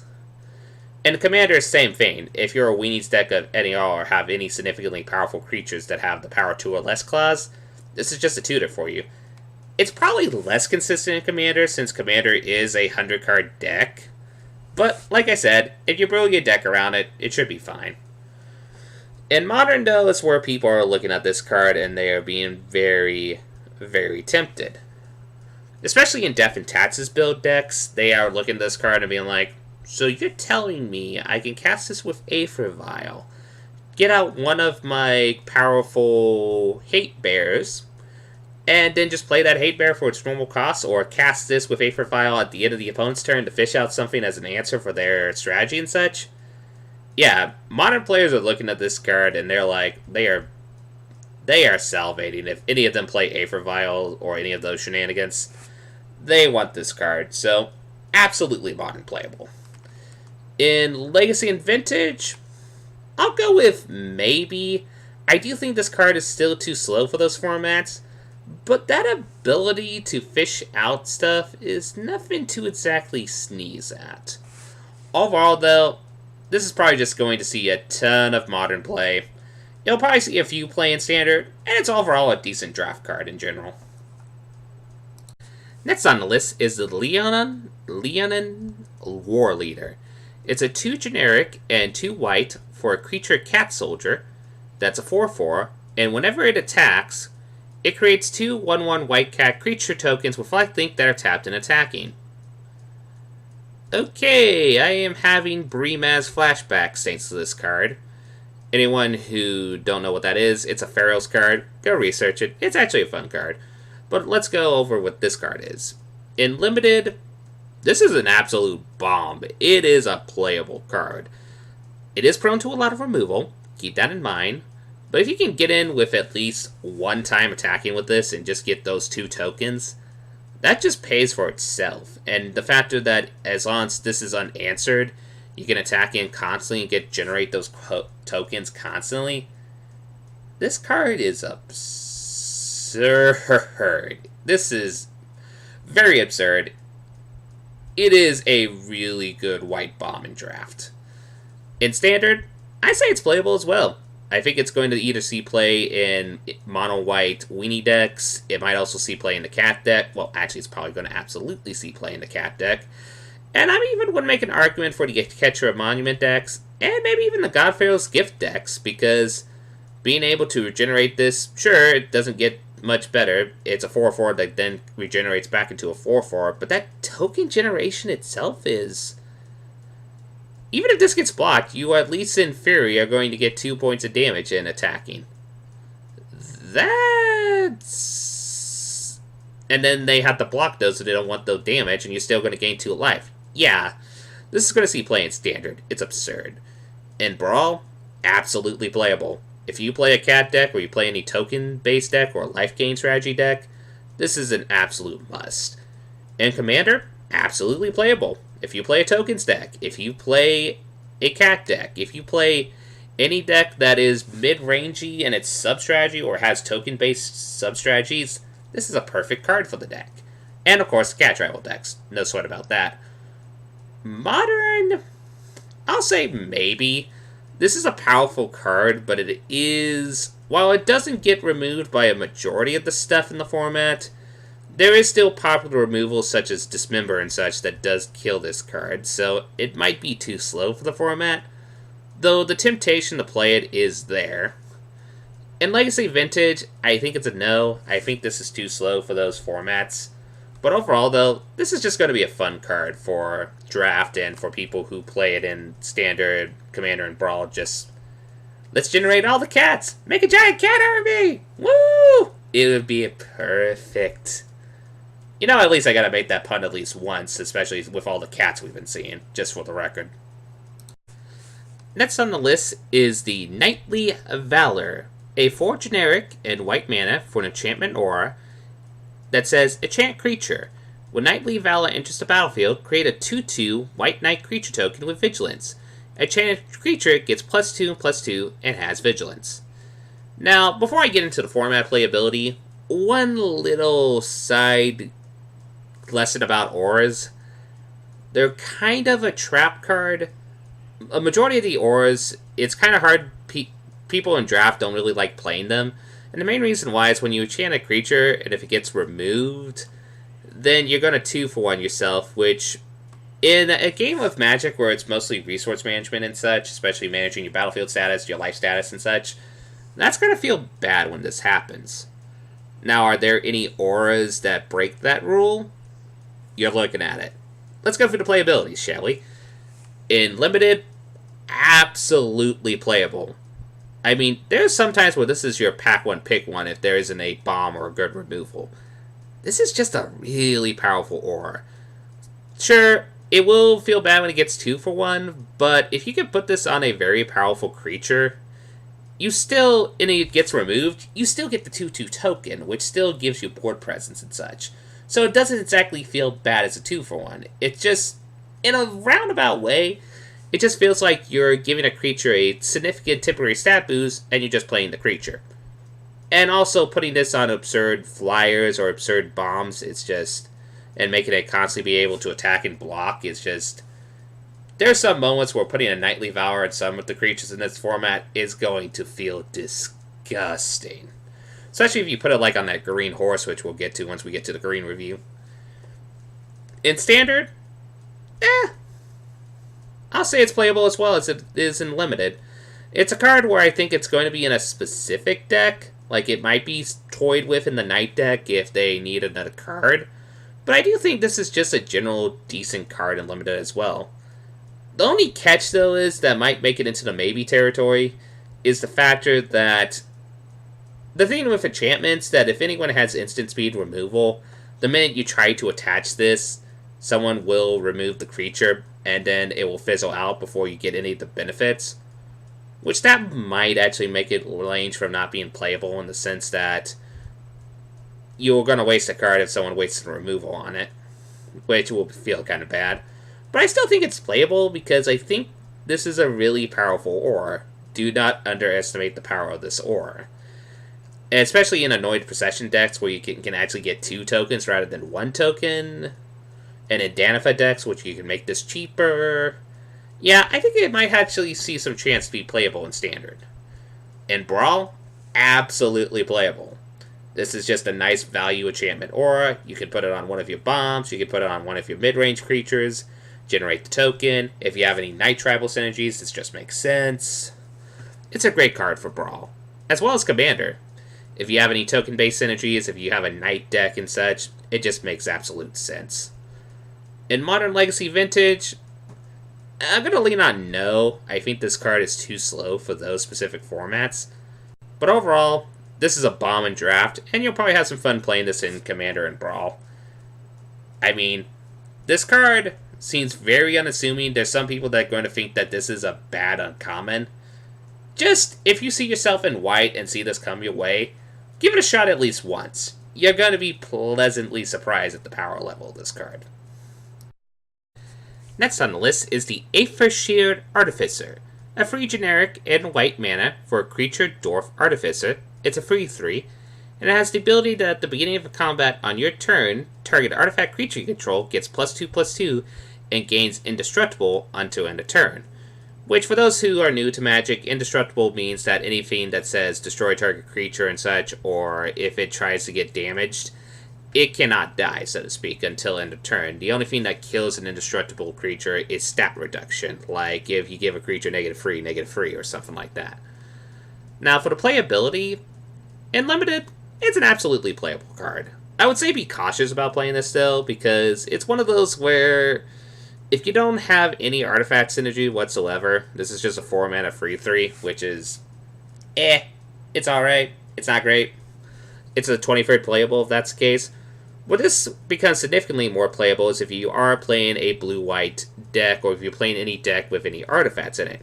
Good artifacts, not bad artifacts, keep that in mind. If you're playing any cards that also have Thopter generation as well, this card's just perfect for it, because making those Thopters into 3/3 indestructible each turn is kind of... it's absurd, I'm not gonna lie. It could be potentially very absurd. Also, it's one of those where... I don't know, just the fact that it has Indestructible can be pretty significant. And if you get multiple of these and multiple artifacts, though that's kind of the dream scenario, if I'm being quite frankly honest. So I would say don't pack one, pick one this per se. I would say first make sure you're going into a deck that does have decent artifacts or powerful artifacts in it. And then you see this pass your way, go pick it up for your deck if you're playing white. It's actually going to be great for you. In Standard, I'll say maybe. And the reason why I'm saying that is the problem is it being a free 3, it is prone to a lot of removal in the format.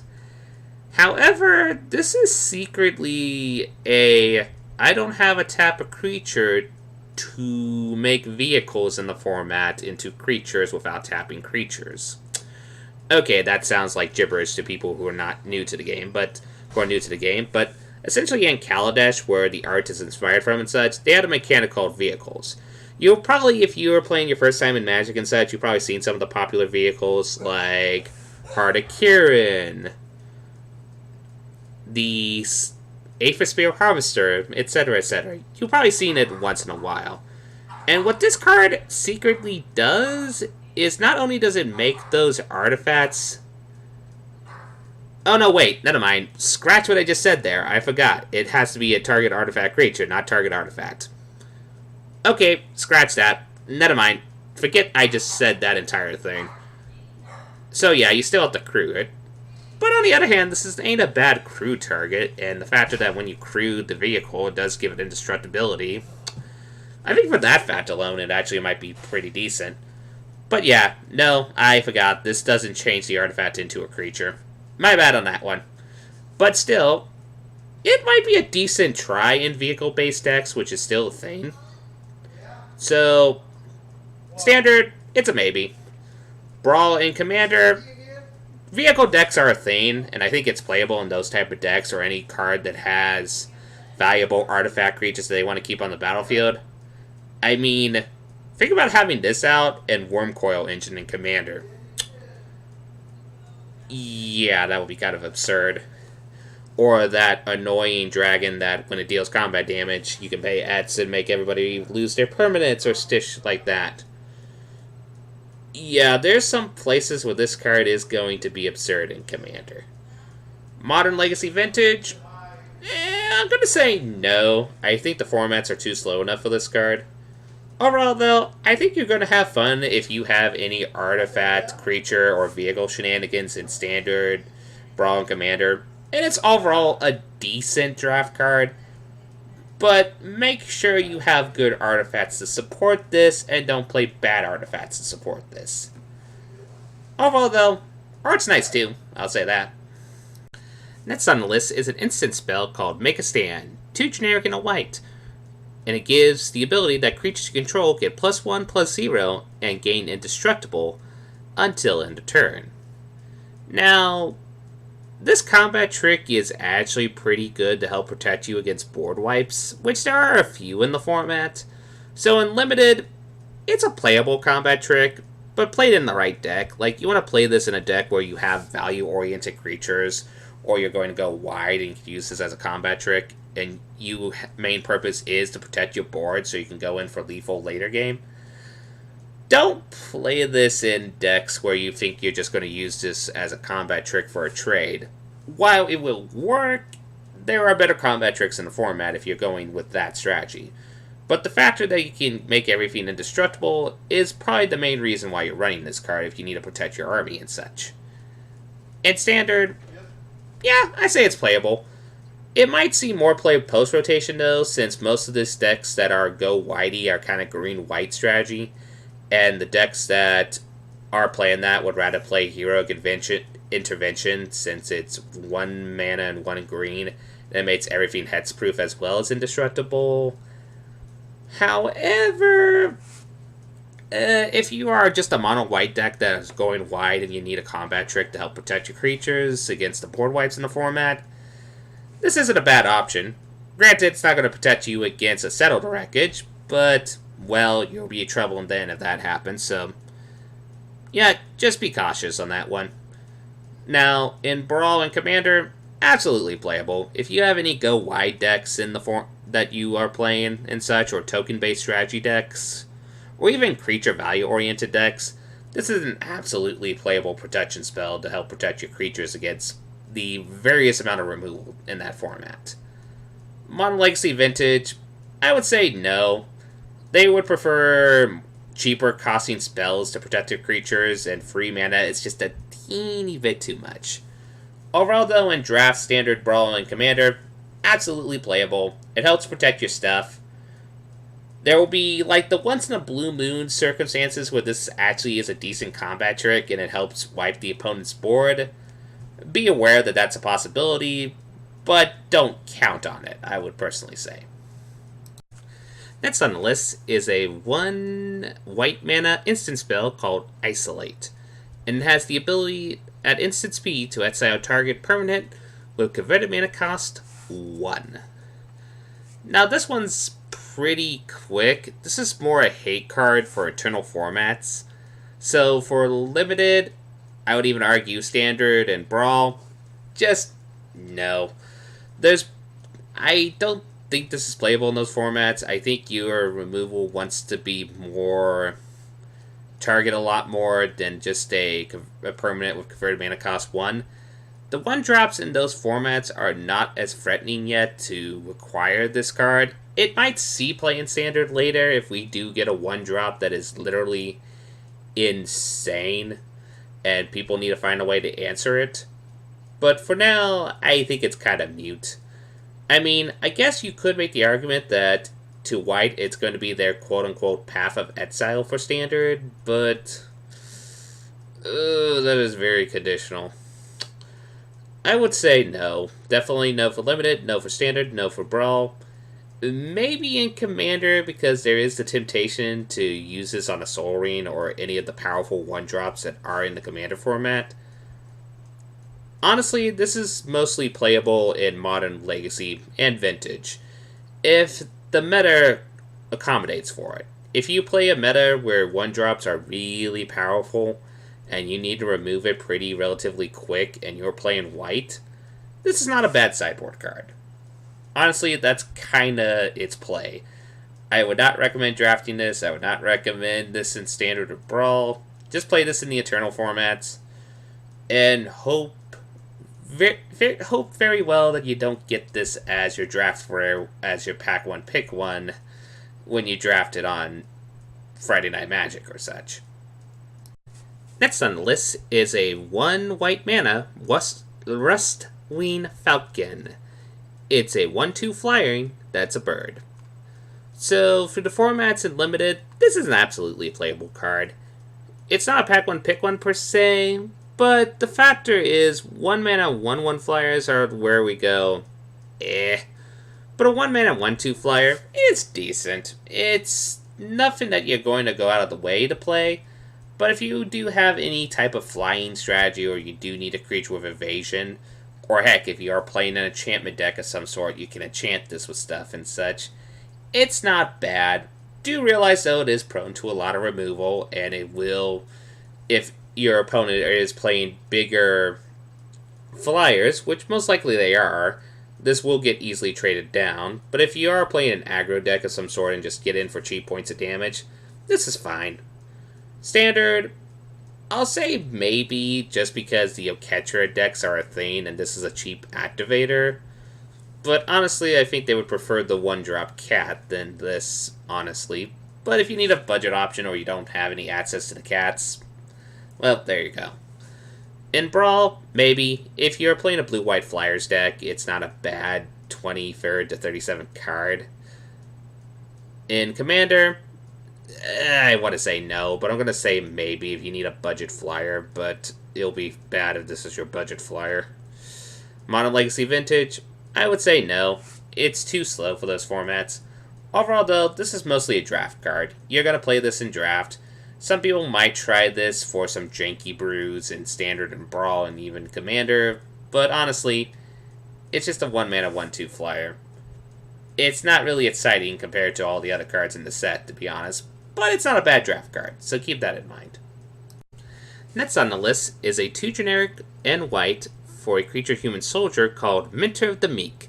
It's actually a pretty nice reprint from the Innistrad block. It has the ability that whenever another creature with power 2 or less enters the battlefield under your control, you may pay 1 mana, and if you do, you draw a card.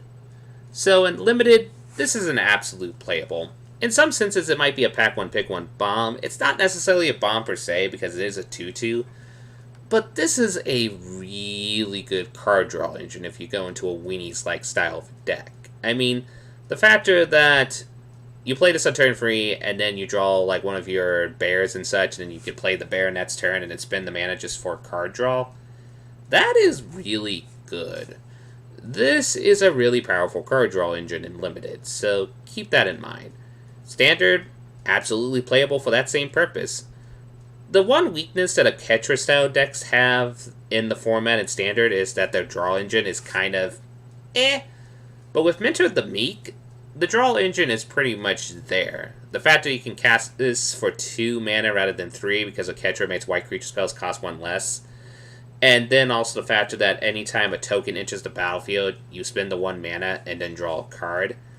That's very powerful. I think there's just going to be some decks that are going to run around this whole with the Oketra token go wide deck gimmick with the Mentor of the Meek as their primary draw engine, and that is just great.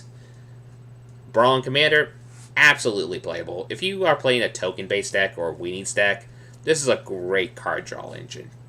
I mean, this ability, it's really good. Like, it's one you should not underestimate. The fact that you can draw, most draw spells in Magic are not very creature-oriented. Like, there are a few that have the enter the battlefield effect to draw cards, but they sometimes come with a downside or such, or they come at a high cost. The fact that while this doesn't draw a card when it enters the battlefield, but anytime you play Magic in general, you can draw cards, is really powerful. Don't underestimate this. So, absolutely playable in Brawl and Commander. No sweat about that. Modern, I say it's a maybe. I think I've seen 1 or 2 decks that play this in their Death and Taxes decks, or Hate Bear decks, but it's something you want to be cautious before playing it, because it is prone to a lot of removal. People do know the power of this card, so keep that in mind. Legacy of Vintage, I'll give it janky. I can see some pretty gimmick decks that can actually use this that might actually just have some fun with it. Overall, though, This is just a great card coming to standard for any decks who are weenie decks, or knight decks even. This will be a fun card to play. Next on the list is the Pegasus Corsair, 2 generic and a white for a 1 free flying Pegasus. And whenever it attacks, another target creature that's attacking will gain flying until end of turn. Now in Limited, this is an absolutely playable card. The factor that it itself is a 1 free is actually relatively decent as a good quote-unquote blocker against the majority of the 2-drops in the set. But mostly you're using this as an aggressive card for the most part. And honestly, it has a disgusting combo in Limited with some of the cards that can get flying. Like the zombie that when it attacks, makes an opponent lose 2 life. So you can essentially, if you have that combo, you'll be constantly attacking with 5 points of damage.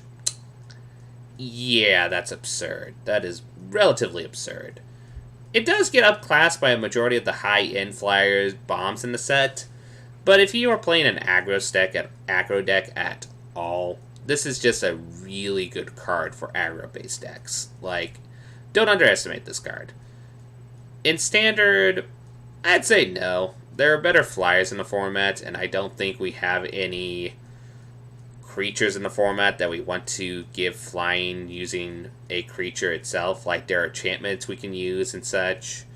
Or just, basically, there are better methods to make our creatures more invasive, and I think most creatures in that format are so value-oriented that the evasiveness is kind of mute. In Brawl, in Commander, it's playable.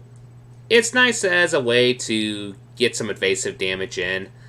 I don't like the fact that you have to attack with the Pegasus Corsair in those formats to make the creature flying, because it makes it prone to a lot of removal. But, I say it's a decent budget option if you need one. Mono Legacy Vintage, no, it's just too slow for those formats in my personal opinion. Overall though, it's a great draft. It's one of the great draft bombs/not bombs. Like, don't pick this up as a bomb, but do pick this up because it does have some pretty good aggro-based combos if you can get away with it. But don't pick this up pack one, pick one, unless the pack is really bad. Just pick this up later if you know you're going into an aggro-based deck, in my personal opinion. Next up on the list, and this is going to be rare because this is where I'm going to say oh no on this, it's the Knight's Pledge. It's a 1 generic mana in white for an enchantment or enchant creature. Enchant creature gets +2/+2. No, no, no, no, no, no, no. Okay, remember that whole enchantment aura speak I was talking about? This is one of the bad auras you should never play in Limited, or in any format in general. Here's the thing. There are people that can make the argument that's like, oh, well, it's just a bear, technically speaking. The thing is, you have to hope you first have a turn 1 creature. And then hope it doesn't get removed. And then when you attach this, it's just that, honestly, I would prefer putting a bear than something that might get the stats of a bear as long as I have board presence. I want to build up my board presence. I don't want something to, quote-unquote, try to build them up and such. This card is really quick. It's just generally no. I mean, there's the temptation that in aggro-based decks, they might like this card. I would say this card might slightly been playable if it was in Dominaria, if you did pull that legendary that created tokens for every time you have an enchantment or equipment attached to it. But we don't have any of those type of synergies, and I'm sorry. I am not playing this card and playing that green-white signpost card just to draw a card off this.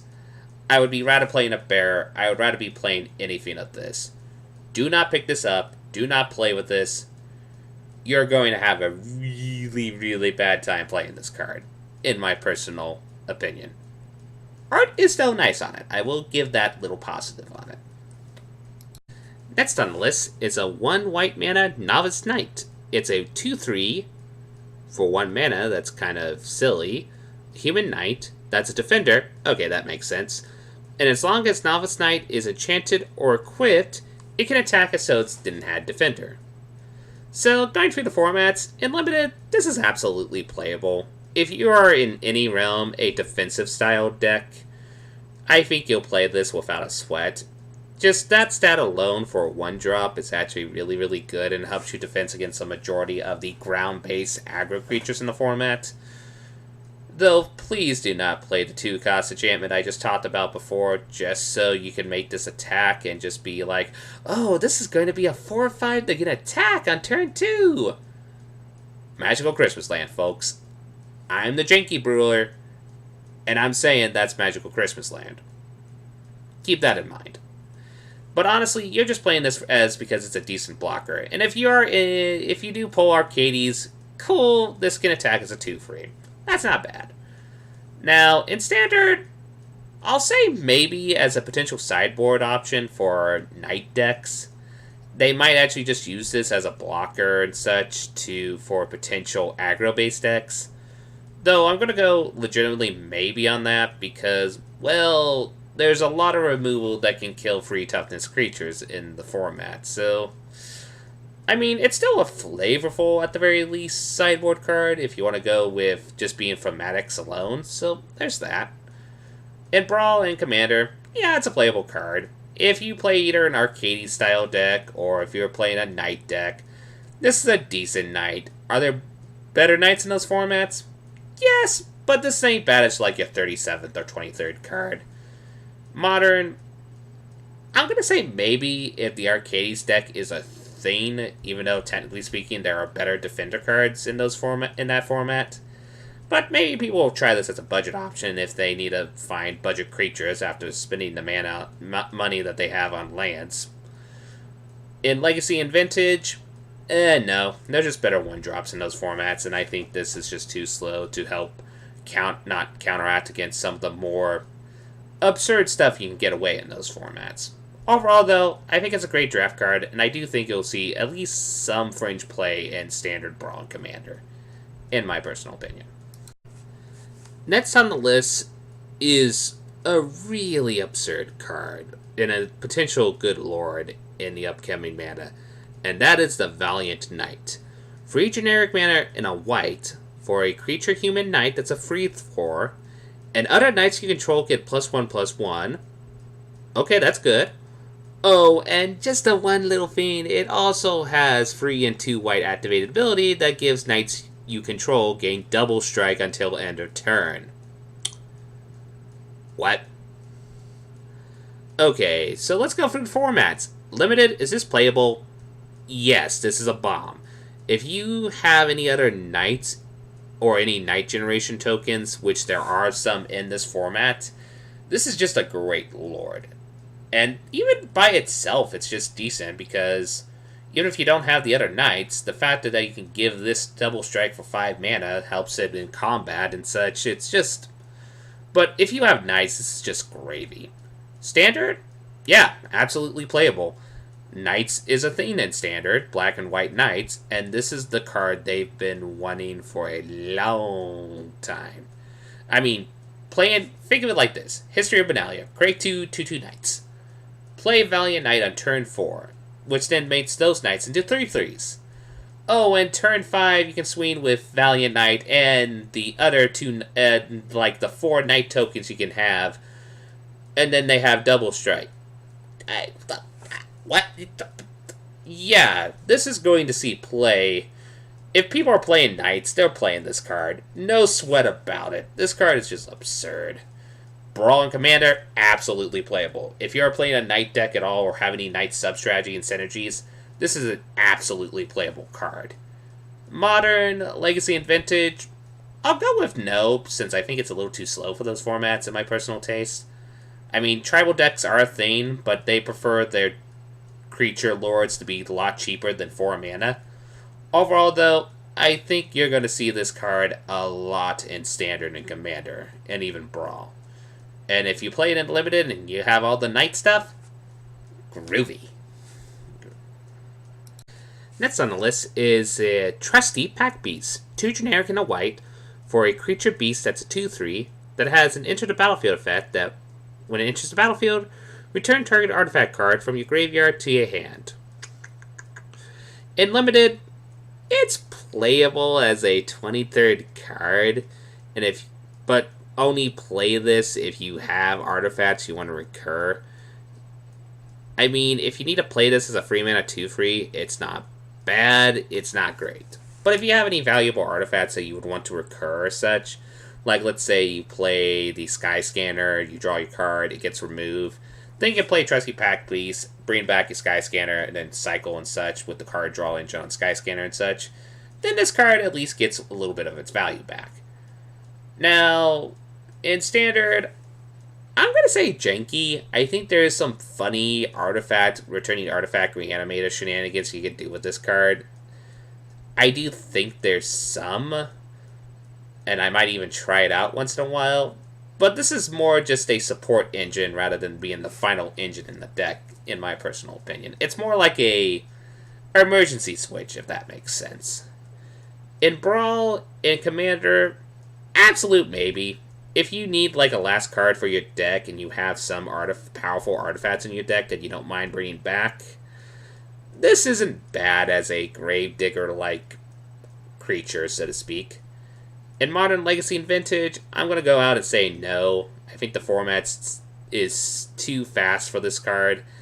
Sure, it's nice to, if you accidentally get your Mott's Opal destroyed, that you can return your Mott's Opal back, but I think if you have to wait by turn 3 to do that, you probably lost the game.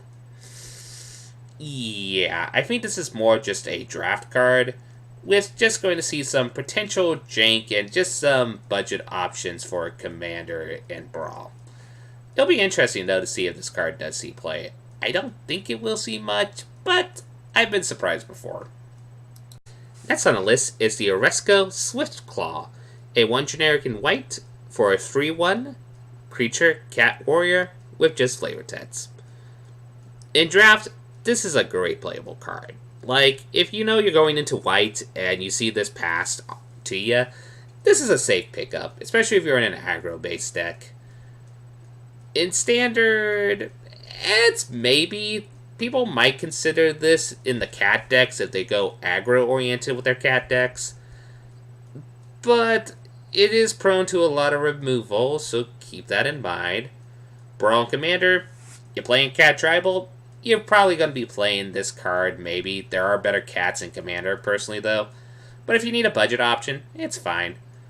Modern, Legacy, Vintage, absolutely not. This won't see play in those formats. There are not really any Cat Tribal decks in those formats, and I don't think they would be playing a 2-mana free one that just has flavor text. Overall, though, this is a great draft card. This is a card that you're just going to have fun with in draft if you are playing aggro base. It gets the job done, as the saying goes. Next on the list is the Star-Crowned Stag, a free generic in white creature elk 3/3 that has an ability that when it attacks, tap target creature defending player controls.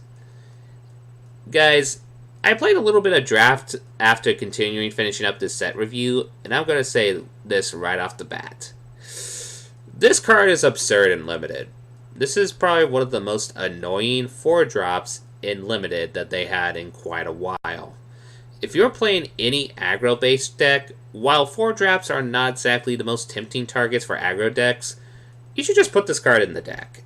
The fact that you can tap down their biggest blocker and just swing in for extra points of damage, or even if they have one blocker and then you just tap down their only blocker and swing in with your team, this card is obnoxious and Limited.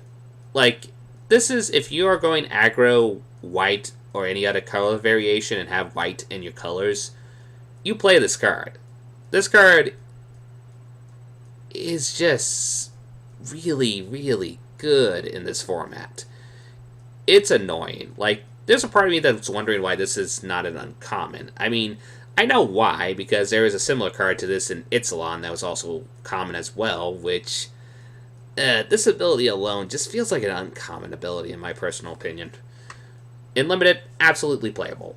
Standard and Brawl and Commander, I'm going to say maybe on those, because it's more of a budget option, but it is a tempting thing to consider in aggro decks if you need to find a way to make your creatures evasive. I mean, it's a budget option. Don't get me wrong. There are better cards to help get in with aggro in the format, but it's not a bad budget option, though it is prone to a lot of removal, so keep that in mind. Modern Legacy Vintage, absolutely no. It's too slow for those formats, but oh my, there are going to be times you're playing against this against Draft, and you are going to be so annoyed at this card, but if you play with this card, you're going to have an absolute blast. And that's my personal take on this little annoying stag, in my personal opinion. Yeah, this card is annoying, but it's playable. I should probably say annoyingly playable. Maybe. No, that actually indicates that the card's not good, but actually the card's amazing, so it's just a card that's it's annoying. I think that's the best way I can phrase it. It's annoying. Next on the list is a 1 generic and 1 white Sun Cleanser. It's a 1/4 creature human cleric that has a Tet spots here, so I gotta take a deep breath. When it enters the battlefield, choose one. Either remove all counters from target creature, it can't have counters put on it for as long as Sun Cleanser remains on the battlefield, or target opponent loses all counters, that player can't get counters for as long as Sun Cleanser remains on the battlefield. So let's go for all the formats. In Limited, this is a maybe. Honestly, I think that whole Tet spots in itself only, weirdly enough, removes one creature in the format, and removes some counters from some other creatures in this format. But for the most part, I think this is just a decent 2-mana 1/4. If you need a wall, here you go. Here's your wall with some extra flavor Tets.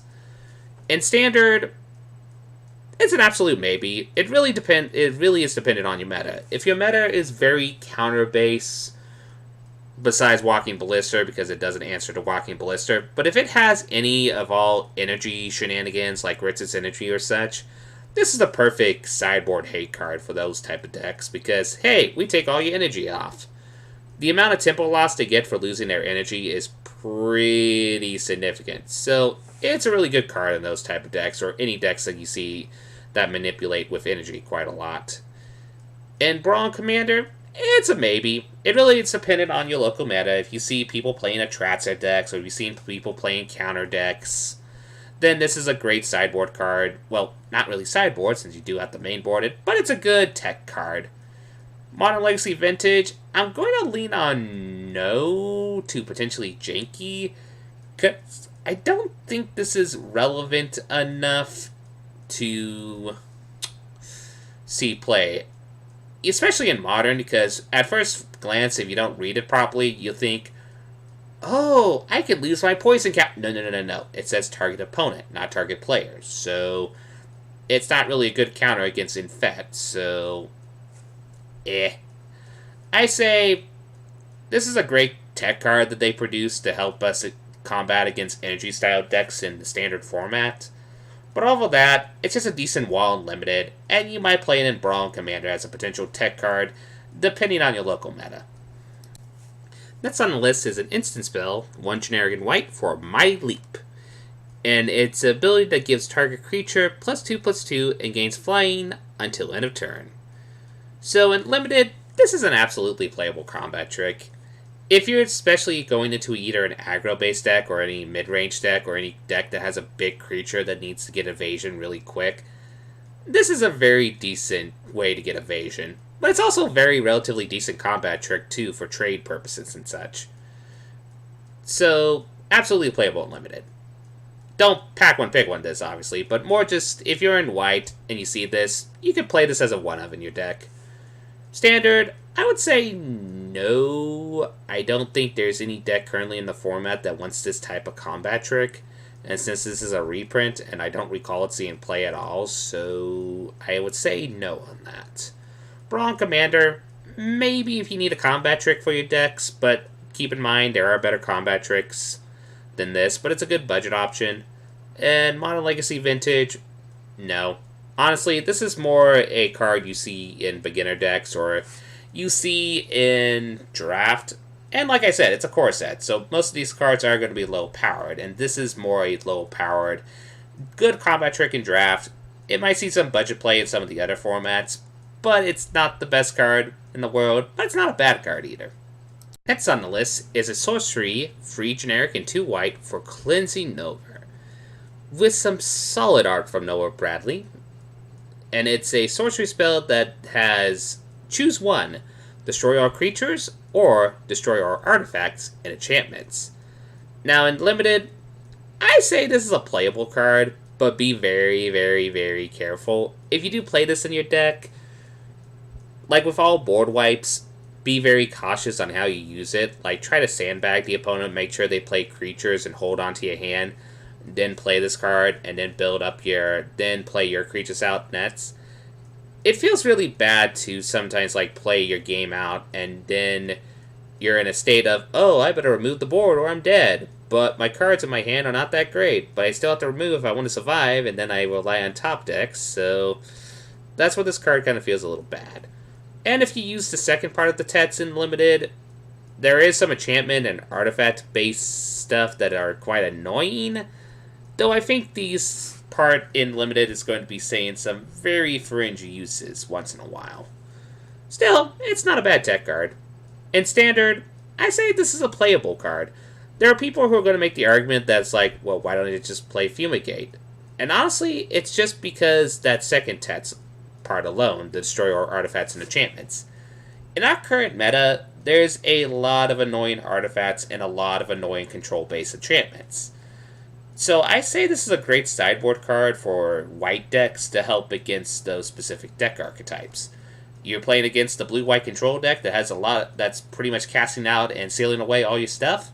Well, on turn 5, you can Cleansing Nova and get all your stuff back. You're playing against the annoying aggro-based artifact decks that are in the meta? Well, on turn 5, if you survive by then, and you can stall enough, then you can destroy all those artifact creatures without a sweat. And do you have any annoying vehicle decks? Well, this helps it against that too. And also, if you need the board wipe part of it, it's good as a board wipe in general. The only thing that makes this card a little bit awkward, but it also makes the same thing with Fumigate, is it doesn't deal with indestructible creatures, which we have a few, and we do have combat tricks that do make fiends indestructible. But still, this is just a really good spell in Standard. In Brawl Commander, absolutely playable as a board wipe. Like, people do not in Commander like 5-mana board wipes all the time, but I think people will prefer this because of the versatility alone, especially when they go against a variety of different archetypes in those specific formats. Modern, I'll say it's a maybe. It's maybe because I think the versatility of the spell is good enough for that format, but it costing 5 mana, and with how fast that format is, does make this on the debatable side of it. But I could see this seeing potentially some play in Jeskai control style decks, or white control decks. Maybe. It's a maybe, though. And Legacy and Vintage, I think it's an absolute no. I think they have better board wipes that are lower cost than this, that they would rather use. And honestly, I think this spell's too slow. Though, personally, this is going to see a lot of play in Constructed Standard Brawl Commander. Plus, that art. That art is great. Just seeing all that, the flavor text that complements it, it's just a good spell overall in constructed formats. Next on the list is the Calvary Drill Master, 1 generic and a white for a 2/1 human knight that has the ability that when it enters the battlefield, target creature gets +2/+0 and gains first strike until in a turn. In Limited, absolutely playable. I mean, it's not like a bomb per se or such, but it's a nice creature to help fill out your curve. And if you're playing any aggro-based deck, that combat trick itself is a little bit tricky. Like, people accidentally block and forgot that this gets a stat buff along with the first strike. I mean, there were mistakes I made with blocking with this and realizing, oh wait, this creature gave first strike to something and that creature died. Monkeys. So overall, this is just a good aggro-based creature, and it's just a general piker, which you'll play 2-mana pikers any day, and that ability to give another creature you have on the battlefield first strike can become pretty relevant late game if you draw this. So, absolutely playable card in Limited. Standard, I'll say maybe. It might be a budget option for the Night decks, or people might toy with it in the Night decks because the first strike ability alone. But it is very low toughness and it's prone to a lot of removal, so it's an absolute maybe. I would jokingly say this in the God Pharaoh's Gift deck to give itself first strike when it enters the battlefield, but that's more a joke option since there are better options to use God Pharaoh's Gifts on. In Brawl and Commander, it's playable. If you're playing any deck that's either mid-range or either have Night synergies, this is just a decent budget option, and there's some creatures that if you give them first strike in those formats can be very, very hard to deal with. In Modern Legacy Vintage, absolutely no. This card, there are better 2-drops in those formats, and they would rather play that than this card.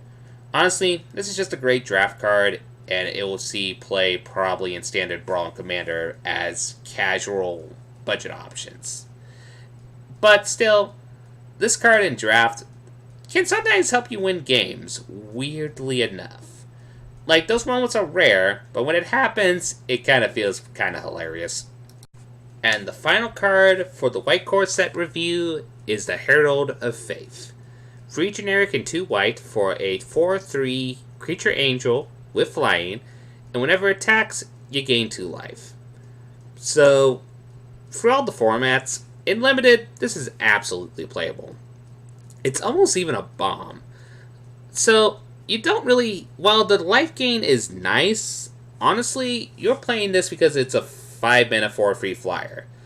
Those can help you win games just by those stats alone. And if you have any life gain sub-strategy or synergies, that's just gravy on the cake. But mostly you're playing this because it's a 4/3 flyer. That can help you win games very quick. In Standard, I'll say maybe as an option to play in the Horse deck. But, and maybe even a God Pharaoh's Gift deck once in a while. But I think there are better options. But hey, if anyone's going to try to play Angel Travel, then maybe they can put this in as their 23rd card and such. In Brawl and Commander, there are Angel decks in those formats, and it's absolutely playable in those formats. And in Modern Legacy Vintage, honestly, I would say it's no, because I think it's too slow for those specific formats. And overall, that's my opinion on the White Core set. Overall, there are cards that are very going to be probably seeing some fringe play to janky play to even we'll see play in multiple formats. And I do actually like some of the white cards in this set. They actually provide some interesting design. And it's also fun just to see some of the more peculiar design ones that are mostly used as either tech cards. And even a Johnny Planeswalker is just going to be a fun card to play in Standard once I get my hands on building my Legendary deck again. Thank you for your time, and I hope you all have a lovely night. Just to let you know in advance, I will be trying to get the other core set reviews done. I'm also going to try to... I play other games other than Magic, so I'm going to try to also work on my opinions on the upcoming new Hearthstone expansion with some of the cards they revealed from the Boomsday project. And I might even try some Eternal stuff as well. But that's still a work in progress. Overall, though, I hope you guys enjoy it. If you guys need anything, just let me know in the comments. And you all have a lovely day.